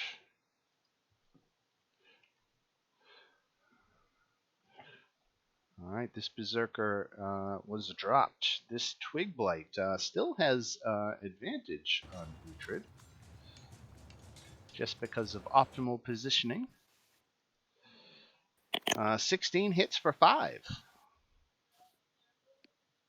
Nice. All right, Gretel. Okay, I will come over here and flank this guy, so I'll have advantage. Okay, a hit basically kills him. So that's what you do. And then scoot over here, try to do the same thing. And you do. Very nice. Okay, and if I get some love. Oh yeah, next time. So I'll stay there. And then next time, here's an Good action. looking out. Good looking out. Thanks. All right, this needle blight's still on his feet. Coming at Anton with advantage. 16 hit Anton. 5. Yeah. So 2, right? Right?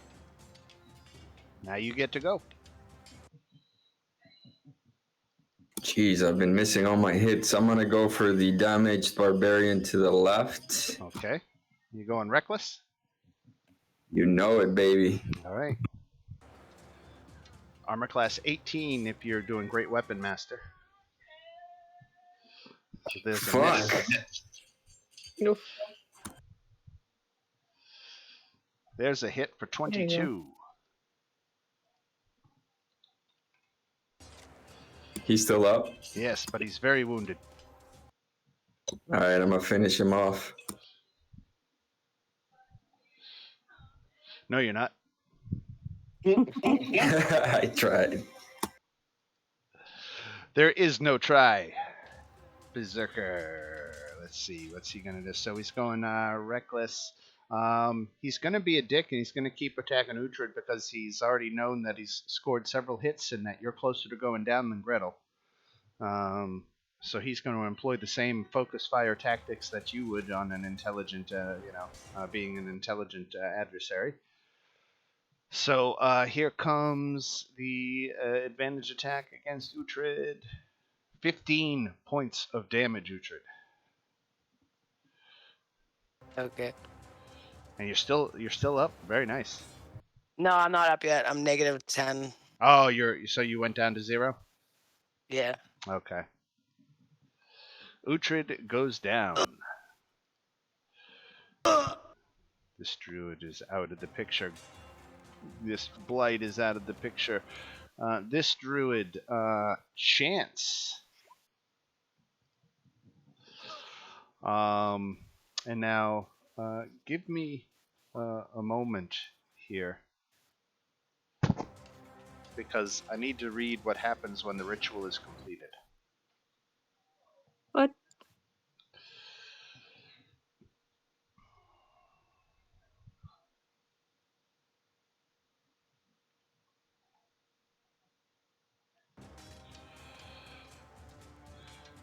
A 30-foot-tall plant creature bursts forth out of the statue located here just to the north of you. The creature resembles a dead tree ant with green light seeping out of it.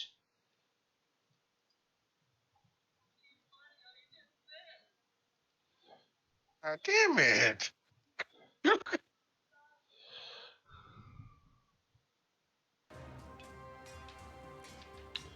Alright, so that's what that druid does. He does his chant. The druid next to him is going to try to shillelagh Anton. 18 hits, but you have the damage down to 3.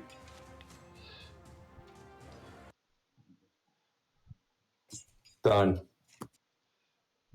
Alright, this twig blight has been eliminated. This berserker attacks recklessly at Anton. 7 points, or 3 points after being halved. Okay. It's that damage reduction that really makes the difference, I think. Because if you had taken full damage on all this stuff, it would be a different story. Oh yeah, I'd be dead many turns ago. Shadow.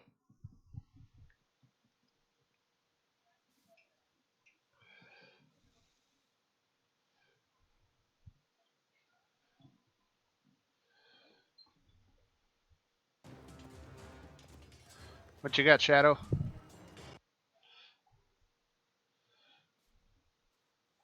I'm not hearing you.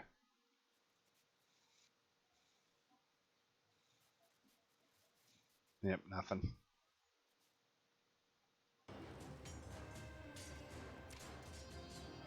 We have a mic issue. Hello? Yep, okay, there you go. You hear me now? Yep. Okay. Yeah, I don't know what's going on with my headset. Okay. Let's see. So I'm going to. Where did Gretel go? Oh, she must be underneath. I think she was over here. Okay. All right, I'm gonna shoot at the chanting druid again. Okay. Let's see.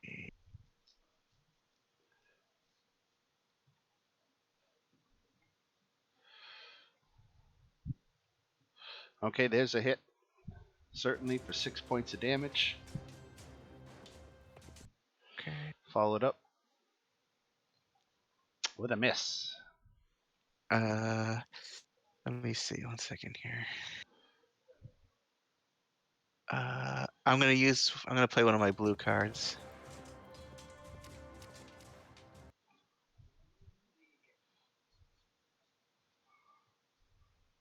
If I can get it to go onto the board.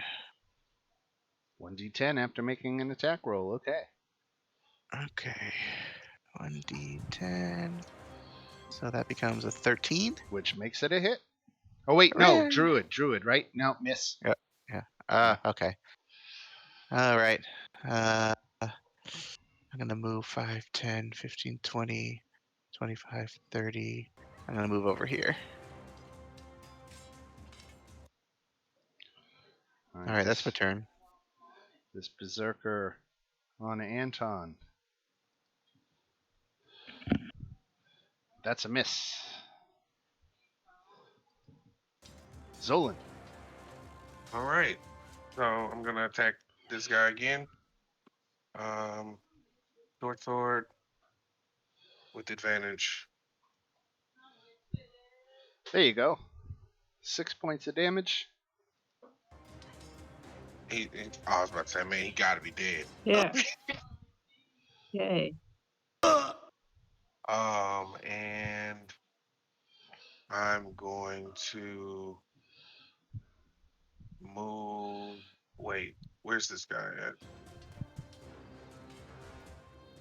If I move over here, you know what? I'll move here. Here. Yep, you got flanking.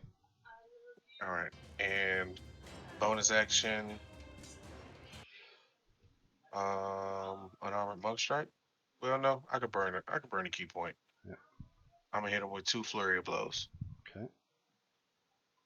And advantage. Horrible damage. Advantage again. Yeah.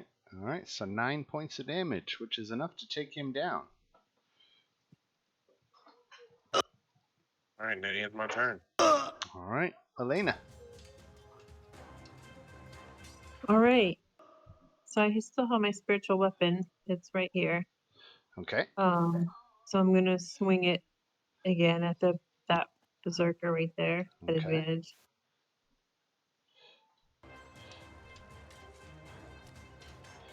Six points of damage.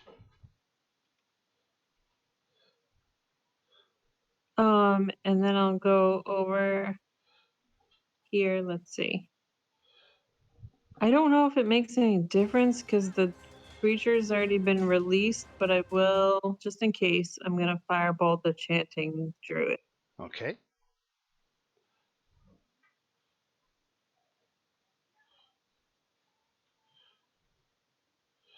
Just missed. He's got bark skin on, so. Okay. All right.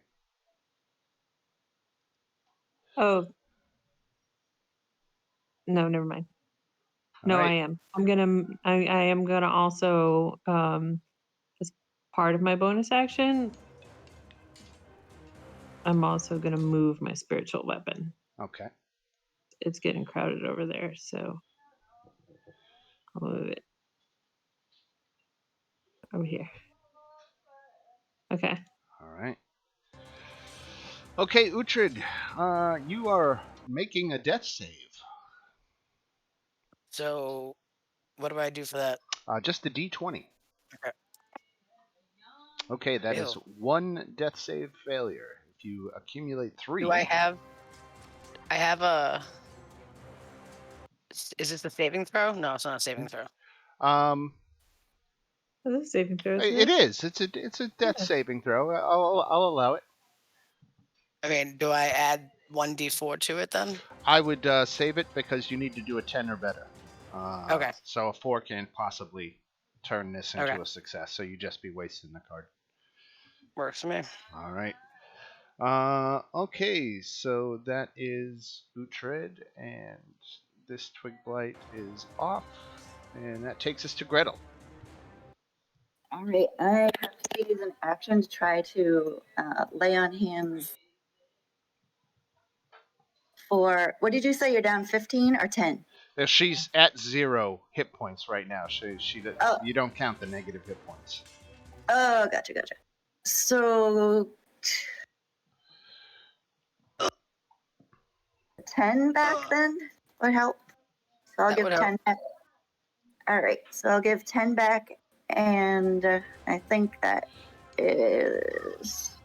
And then there's just the one guy still left over here, right? Correct. All right, so I'll just stay put because that's the only thing I could do without hitting someone first. So. Gotcha. All right. So, this massive dead plant creature, after bursting forth and shattering the statue, is again, just to give you a visual here. There it is. It begins marching to the north. To the north. Where's he going? Anton. He's headed towards that dude that popped up. Rod. That dude that's Strahd? Do we know he's Strahd? Yeah. I'm gonna hit the druid. Yeah, the druid looks like he's more hurt.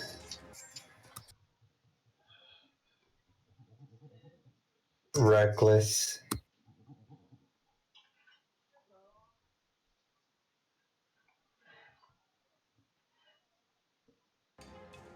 hit. 17 does hit.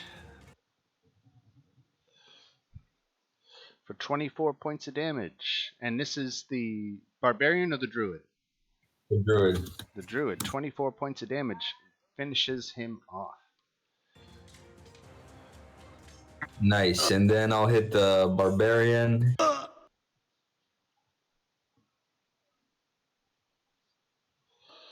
Oh, there you go. Yay! So there's 25 points of damage. And then a third attack for 22 more.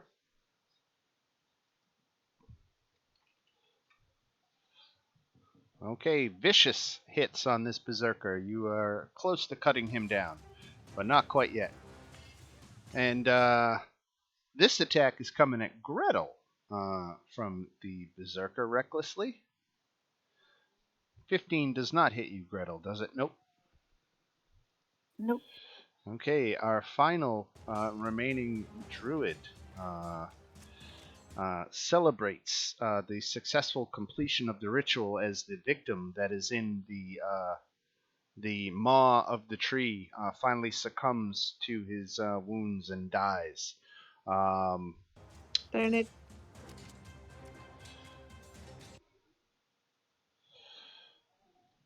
You just dropped a fireball on him from the jump. This this druid steps forward and bonus action Shillelagh on Anton.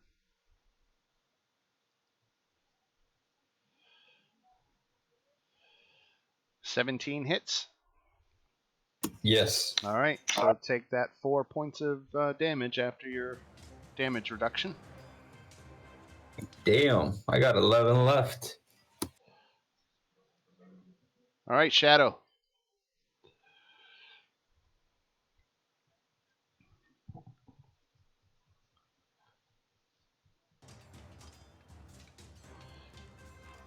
I can't hear you again. Uh-oh.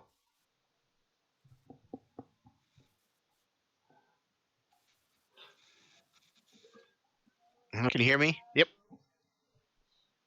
Okay. Yeah, my microphone's going crazy for some reason.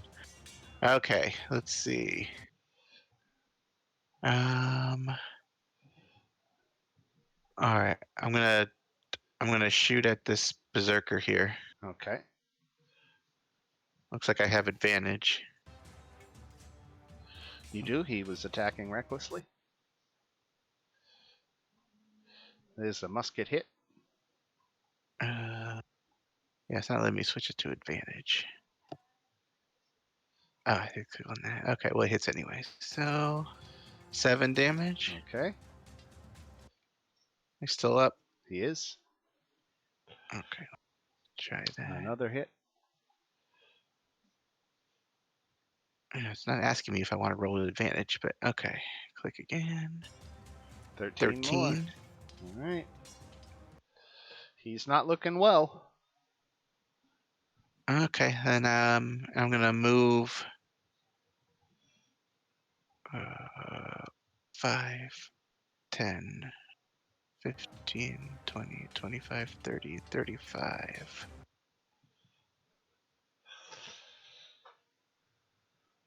All right, that's it for me. All right. One of the last men standing. He does not have to go reckless because he's actually got flanking. So he'll more carefully pick this shot. And he hits for, after damage reduction, 2 points, Anton. Okay. All right, Zolan.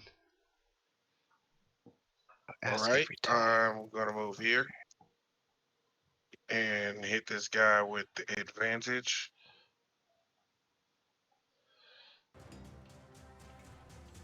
Oh, yep.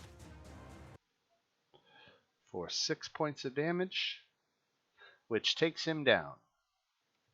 And that's only 10 of my movement. So then I'm going to move. Nope. Okay, so I'm gonna move there. And I'm going to use my bonus action. Unarmor, nope, burn a key point. And hit Flurry of Blows Okay. at advantage.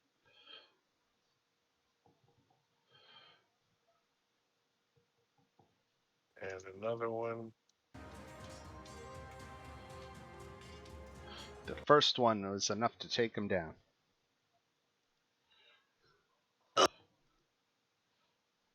Could I just count that as a bonus action then rather than Flurry of Blows?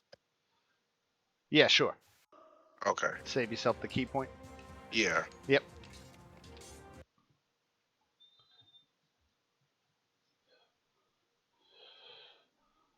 All right, and that's it for Zolan, and we come back to Elena. I think there's a very wounded berserker who's squaring off with Uhtred and Gretel, who is not long for this world.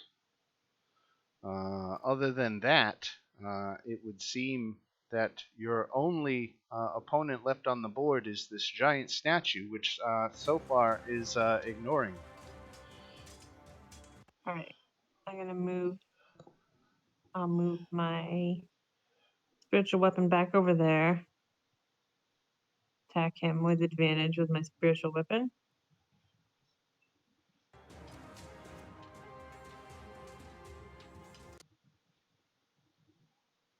Well, ooh, yay. All right, that finishes him. Okay, so we got this tree.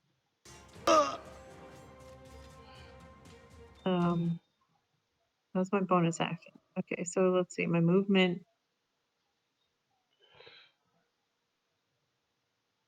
30. I can get up here.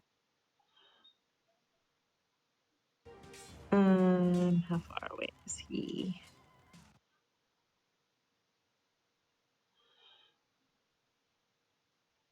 To zoom out. Okay. And 20. Yes, I can. Okay. I will firebolt the tree. You got him in range. Yep, All right. barely. Okay, that hits for 7 fire damage. That's it. Okay.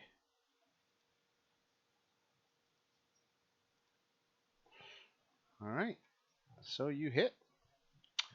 Uhtred. Can I take my second wind as a bonus action so I can get some more? Yes. All right. So where's that thing?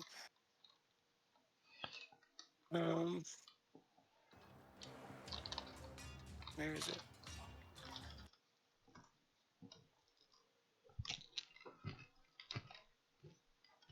So it's a 1d10.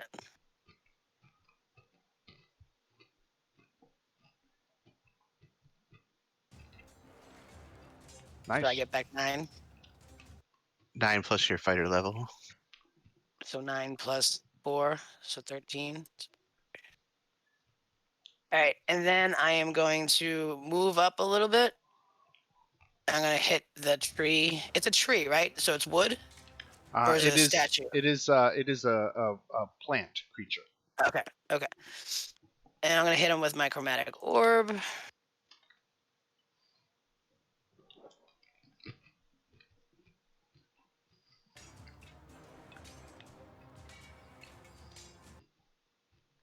That hit. It does. For 17, what damage? What type of damage? I was in fire. Fire. Okay. 17. All right. Gretel. So now the only thing left is the tree guy. Correct. All right. And these squares are back to 5 feet. Yes, everything is 5 foot per token square.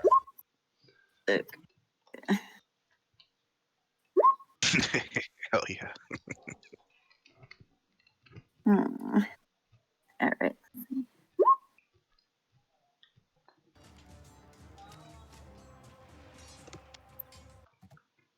All right, crap. I'll just hit him with my try. Nope. All right. And that's it. This creature, for his part, feeling attacks coming from behind him, turns around and, with more speed than you expect such a thing to have, it crosses the space. 1, 2, 3, 6, 7, 8, 9, 10, 11, 12. And it races across the space back in your direction. And that's how far it makes it on a double move. We come back to the spectators over here, or who to this point have not done anything but watch the unfoldings, and we come to Anton. All right, so remind me, if I drink a potion, is that an action or a bonus action? That is a bonus. All right, I'm going to use my bonus action to drink a potion. I got 2 on me, so I'll have 1 left. And how do you? What is it again? What do I roll? For what potion is it? It's just a potion of healing. I think it's 2d4 plus 2.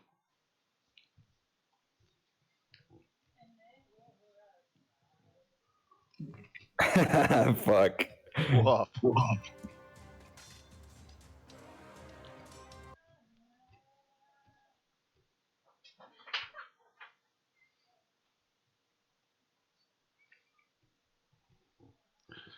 So that was Anton's bonus.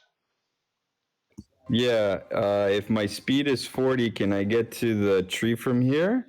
I don't think you are quite close enough. Well, I guess you are. I guess you are. So, yep. All right, cool. So I'm going to get up here and I'm going to use my 2 attacks to hit it. And I'm going to do reckless attacks. So here we go. Okay, so you're going against armor Those are class horrible. 20 recklessly. So those are 2 misses. Jesus. I got 13, I think, HP or 14. Let me check. Yeah, 13.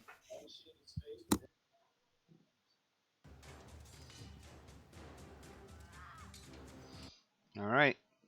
For his part, Strahd, the figure on the other end of the hill, still watches this battle unfold. Shadow.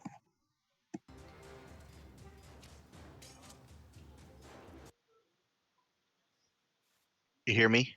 Yes. Oh, okay, good. I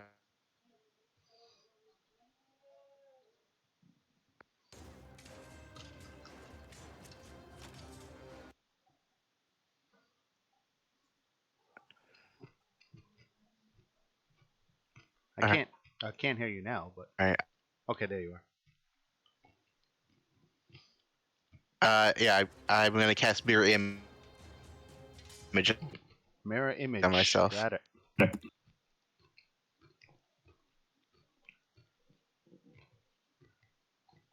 You have 3 illusory duplicates.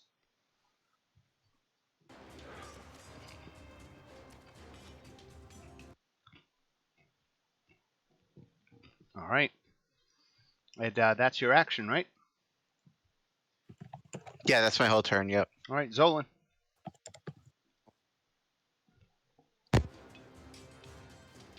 Move right there. And I'm going to cast create bonfire, Okay.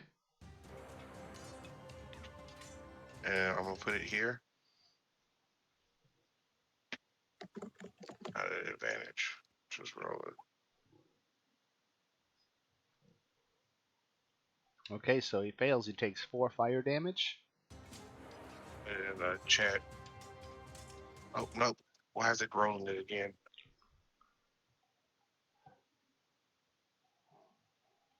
There it is.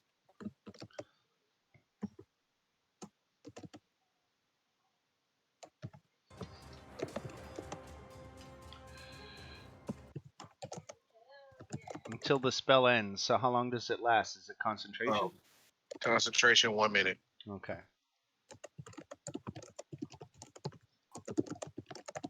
So he takes what basically 1d8 at the start of his turn as long as you're concentrated.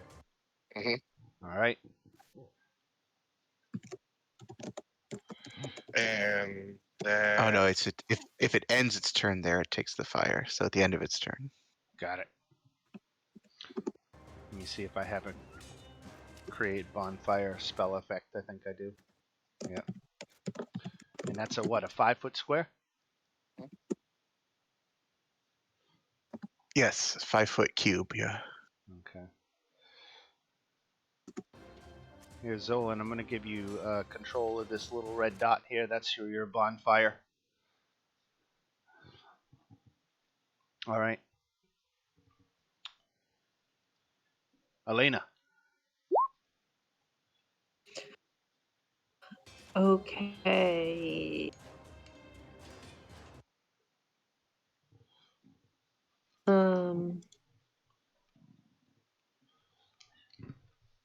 How far away?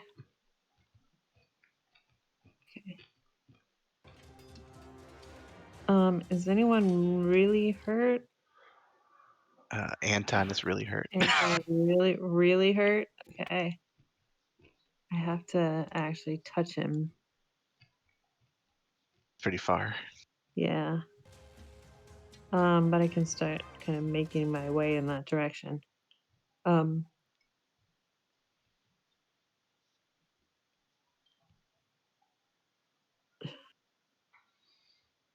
Okay, so I'm going to move my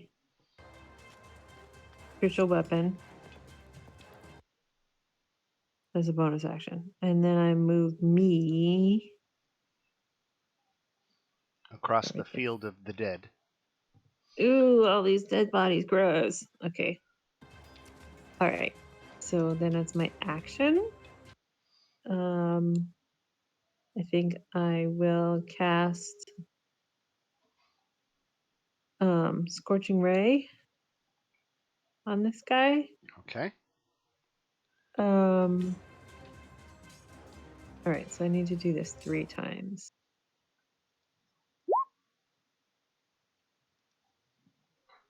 2, 3. Okay. 3 misses. Unfortunately, What? they all they deflect. The moist bark of the tree just deflects. All right, They it don't must be find like purchase. I'm really grossed out by all these dead bodies. It's like, oh, gross. Okay, that's all I can do. What you got, Uhtred? I am going to do. I think I'm gonna do with my chill touch on the tree, Okay. but that didn't hit. Or did It it? did not. Nope. And that's the action, Chill Touch. So I don't know that there's much else for you, and we go to Gretel. All right, I'm going to go behind Anton and give him 10 points and hope that Strahd goes away and the tree doesn't kill us. And I think that's all I can do. All right. Sweet. 10 points for Anton. Thank you. And we I'm go sorry, it was a to lesson. Winter Splinter. Winter Splinter is going to move down out of the bonfire, so as not to take the damage. And then he is going to attack. Now he's got reach on his attacks. So frankly, he can target all 5 of you. The only one out of his reach is Elena. So I'm going to do a D5 to see who he attacks. We'll do Gretel 1, Anton 2, Zolan 3, Uhtred 4, and Shadow 5. So the attack comes at Shadow, who happens to have his mirror image up. So here it comes. Oh,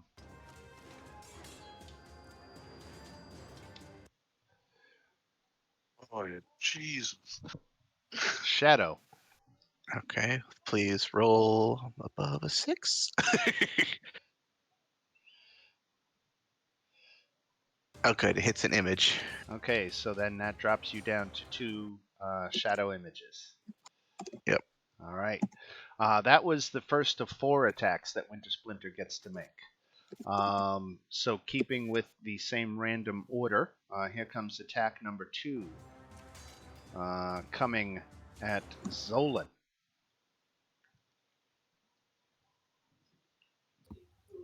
Have my card. Okay. Here comes the re-attack at Zolan. I was just going to say we better start using those cards. All right, that was attack number 2. Here comes attack number 3 at Shadow again.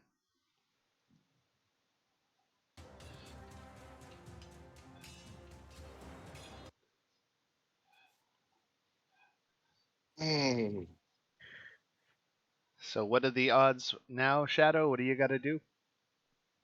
1. Okay. Let me check my.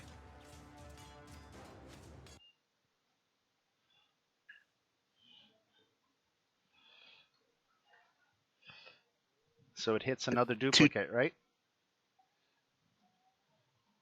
You broke up there. I didn't quite hear you. Yeah, I'm not hearing you at all now. Yes, it hits an image. Okay, It hits an image. All right, so 1 image remains. All right, so that was the 3rd attack. Here comes the 4th and final attack that Winter Splinter gets to make. And this one coming against Gretel. And of course, the one time I roll under fucking 20 for like the past, of course. So it misses Gretel and her super high armor class. Okay. Anton. All right, Anton's going to move over here so he can get advantage without reckless. Right. And he's going to hack and slash. So Here we go. All in. Great Weapon Master. Okay, that is a miss. You said his armor's 20? He's got he's armor class 15 usually. But with your -5 penalty, you're effectively. Oh wait, I'm doing he rolled an 18. I'm doing the math wrong. I'm sorry. Right, so 18 hits. Right, so I'm sorry. I'm Nice. applying that twice. That's all right. All right, so 27 points of damage. And then hold on. Does this card mean I can do 10 more roll for another 10 damage? That's on the attack roll, not the damage roll. Oh, okay. So So if you right click, take it back. There you go. Okay, cool. All right, and I'm gonna do 2 more attacks. Yes. Okay, so 24 more. 2 vicious attacks and a third 16. That still hits. Okay, so 20 points. So 3 vicious attacks. You are just lighting into this tree. But he's got a lot of hit points.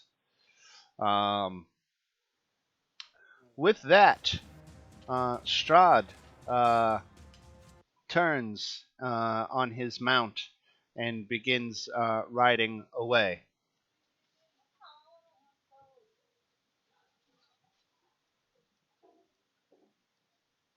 He hasn't even introduced himself? How rude. All right. Bye, Felicia.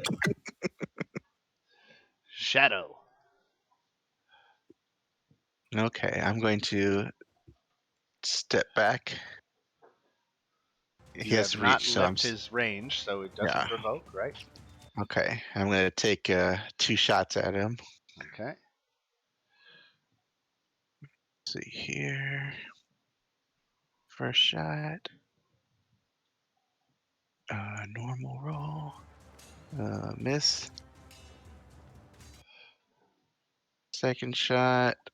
Miss. Ugh. Okay, well, let's see. Yeah, that's all I can do. All right, Zolan, you're still concentrating on that bonfire. Can you move it? No, it can't be. And not to my knowledge, I don't think it can.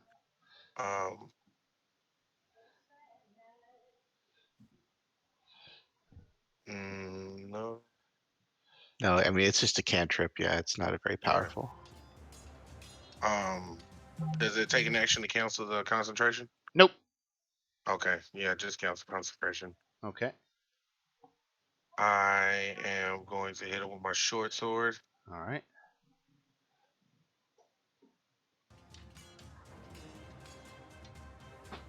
That is a miss. I'm gonna burn 2. Wait. Can I move here? Yep. And burn a key point and hit him with 2 unarmored strikes? You can add advantage for flanking. All right, there's a hit for 4. Horrible damage. Horrible damage. And a hit for 4. So What 8 is points. happening? All right, Elena. Okay. I think I can get. Yep. I'll run up behind Anton. We definitely need Anton to stay alive for this. Yeah. And I'm going to cast a 2nd level Cure Wounds.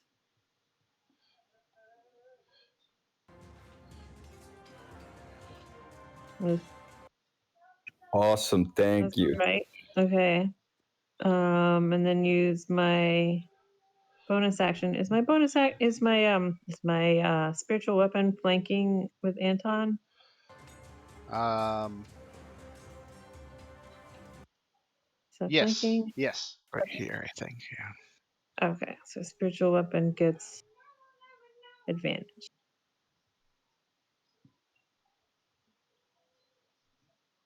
All right, so 12.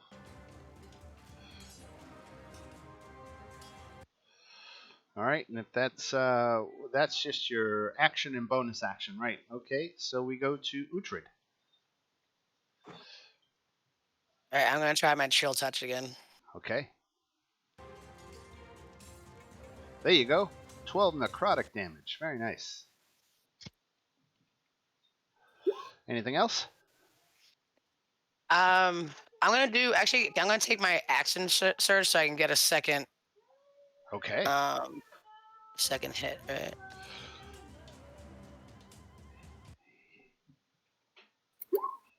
All right, so there's the action surge. You get to take an additional action.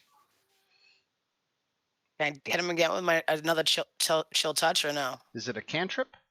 It is. Yeah, then you can. Okay, then I'll do that.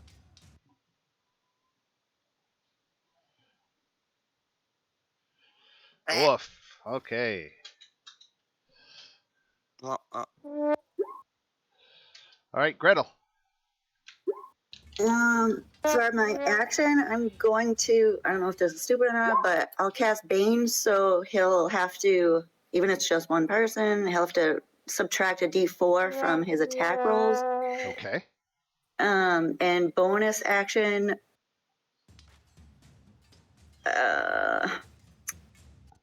Anton, what's your AC? 16. All right, I'm giving you Shield of Faith +2 to AC. Nice. All right.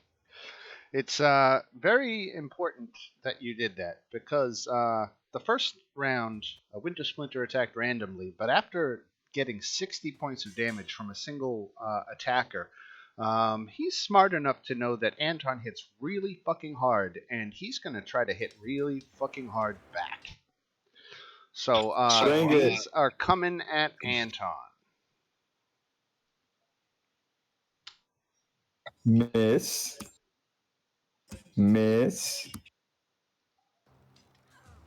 6 damage.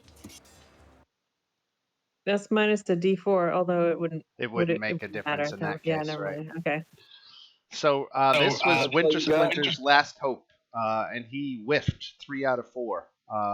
So I think you might do it, Anton. Winter Splinter has thrown everything he had at you, and you get to respond. Let me show you how it's done, buddy. A hit, and a miss. So Wait, I'm gonna use my. What does that kill him? Because I can use a card to add a 1d10 to the last attack. The second attack does drop the creature. Woohoo! Congratulations on hitting. Now, this creature again has a big green magical glow coming from inside of it, inside the chest cavity area. Can we reach in and grab it? You can, and you recover one of the missing winery gems. They use the magic of the gem to animate this large construct. And I got a question. Yes. Was there a possibility for us to just walk up and take it out of the thing before it became this? Yep. Motherfucker. I'm gonna play this card now since we're there you go. All right. I'm gonna have to put limits on these XP rewards because you guys are gonna be like level 17 by the time we get to the end here. But hey, so far we're tracking. All right, now, so we're gonna double the XP reward. I've got a little bit of accounting to do here to figure all this out. So, If 2 of us have that same card, can we do it again? no, that's gonna be too much. Too much. Too much. I'll double it once. All right, so let's see. Winter Splinter here. I'm going to have to open a spreadsheet. Seriously. Here it comes. All right, so Winter Splinter, he was worth, by himself, 2,900.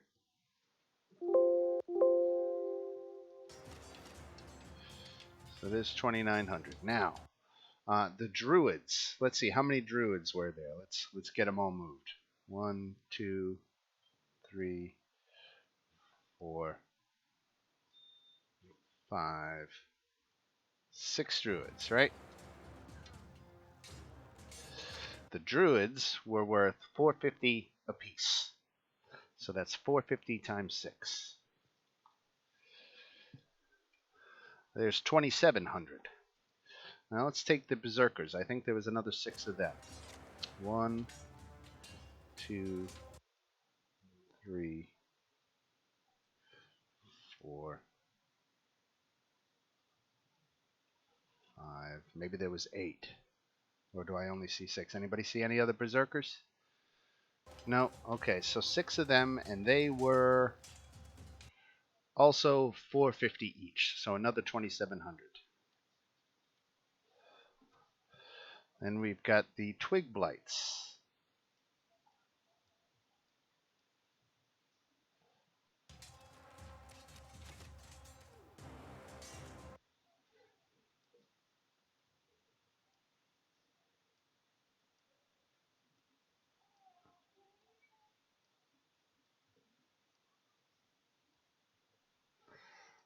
Okay, I think that's all of them. That looks like 4, 8, 12 of them, and they were probably 50 each. 25 each. 12 times 25. So there's another 300. Then we've got these dudes here. And there's 6 of them. 6 of them at 50 each, so 300 for them.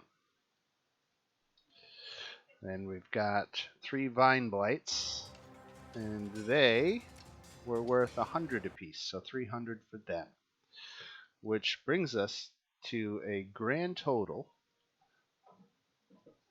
of 9,200, which you are doubling to 18,400. Divided amongst the 6 of you. 7 divided by 6 means we'll just go ahead and round it down to 3,000 XP each. Okay, we level 6. 3,000? 3,000 each. Woohoo. Holy shit, bro.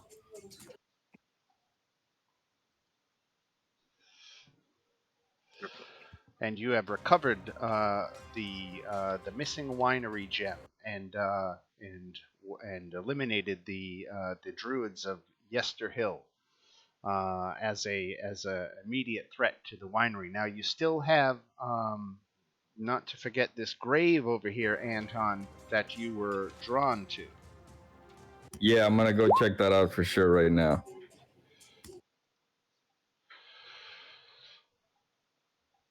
Level up time. Level up time. Okay, so you're drawn to that set of cairn stones. I get 4 rages now per long rest. Oh yeah. And you can Woohoo. feel the presence of something important under the rocks. What do you see there, Anton? I see. I don't know what I see. What do I see, Dan? Well, do you move the rocks? Hell yeah. All right, so you tear through the pile. Well, tell me, do you do it with reverence, or do you just knock it over? Oh, I'm just like taking those things out as fast as possible with my Okay. barbarian might. All right, you see a spear lying amid some moldy bones. I'm not even gonna think twice and grab it. All right, here you go. I will take the mystery out of it and let you know what you found. Oh, the old blood spear.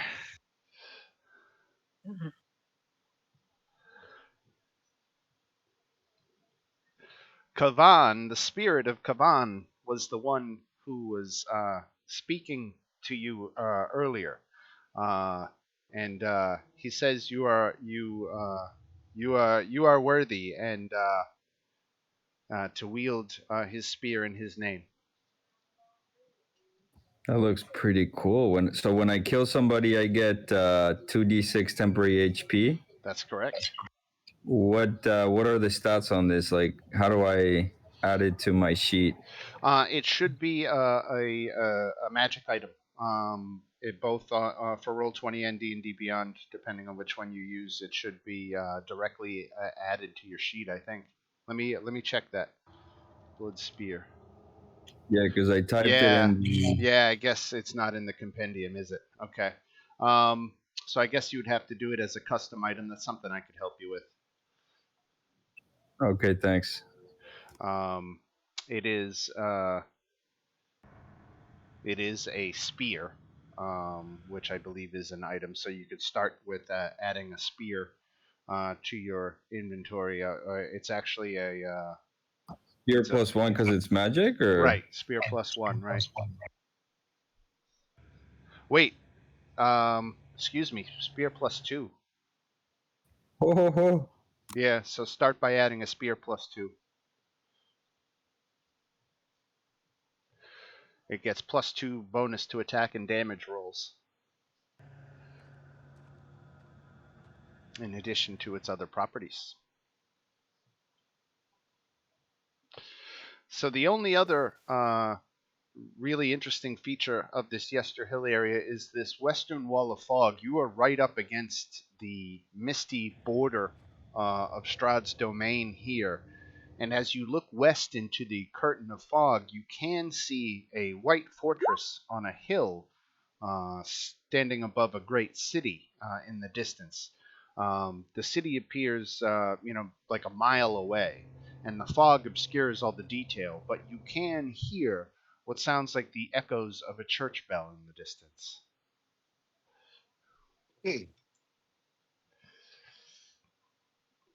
The ancient folk called the Misty the Whispering Wall.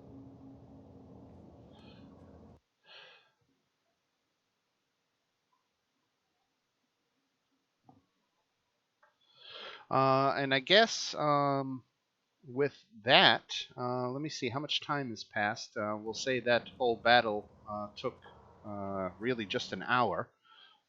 So it's still pretty early in the morning here.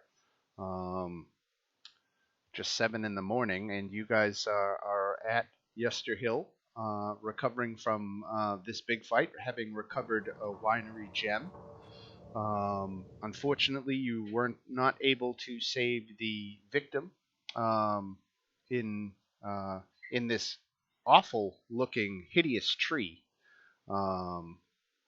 that sits to the southern end of the hill.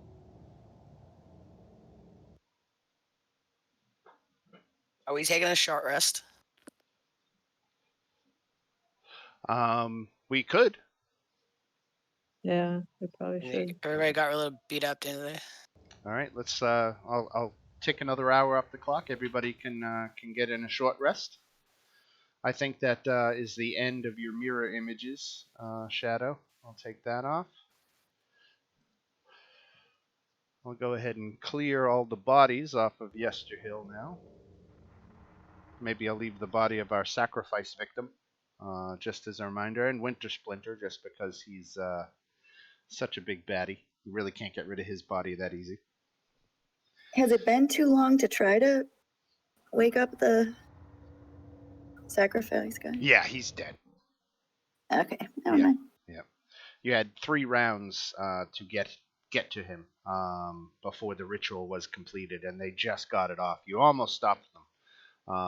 Had you managed to stop them from chanting, only one of them had to chant every round for the ritual to go on, and one of them did manage to chant every round. So killing them after they did the chant wasn't as effective as it might have seemed, because the damage was already done. I got you. Yeah. But I guess that that more or less wraps it up for this week.